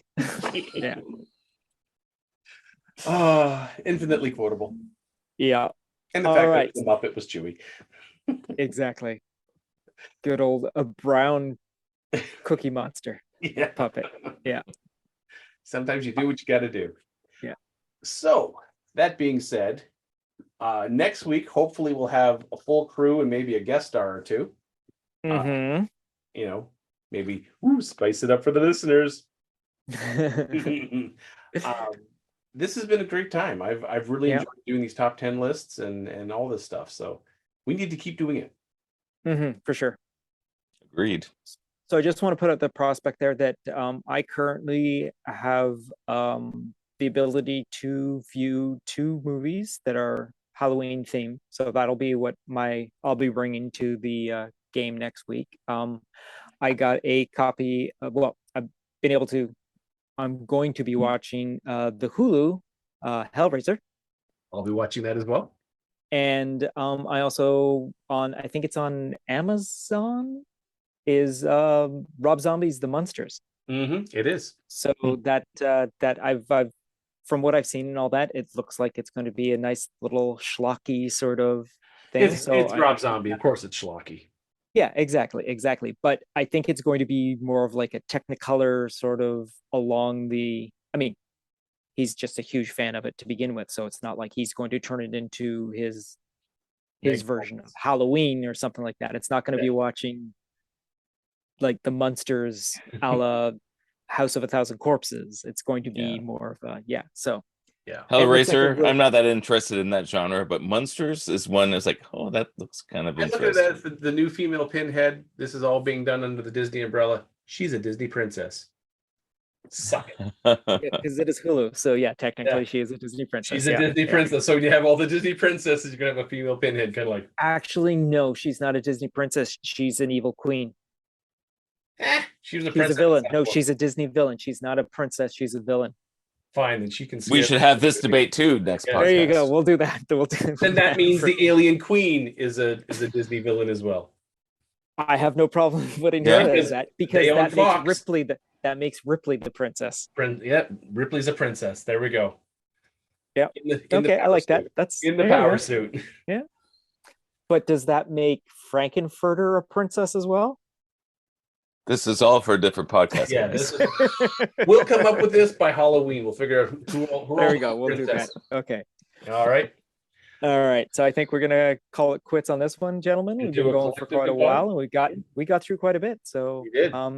I want to thank you, everyone that's been listening and watching on all the different medias. Be sure to tune in to all the different medias. Check out all of our stuff and all that. We'll be posting stuff periodically throughout the week. You check out the little speech at the end telling us where you want to do. We're doing something where we can actually do a voicemail. So there will also be, if you want to leave us a voicemail or something like that, send us emails, send us a voicemail, hate mail, send us messages on all. Yeah, exactly. Yeah, you can even send Gavin some snail mail if you want to get him. His address will be also at the end too, so you can send him an actual postcard or something like that. Oh, just none of those unmarked boxes anymore. That's just not very fun. No. All right, so I think we're going to wrap this up with a collective goodbye, guys. All right, that's what we do. First of all, I am so sorry I wasn't there to join in on Scallon's collective goodbye, but that was so spectacular. Yeah, yes, it was. Yeah, it should come back and do it again. Exactly. On 3. Collective goodbye. All right. We're late. Well, the 3 screens here looks really good, but unfortunately, just jumped to, I think Mike was the only one that got that on there. So. Yeah. All right. So good night, folks. See ya. This has been Geeking Off the Page, a Planet Geek production. Please be sure to subscribe, share, rate, and review. You can find us at our social medias through Facebook, YouTube, and TikTok. Search for Planet Geek Productions. On Instagram and Twitter, Planet Geek Pod. Or you can send us an email at planetgeekpod@gmail.com. So until next bad time, same spider channel, may the force be with you, and thanks for tuning in.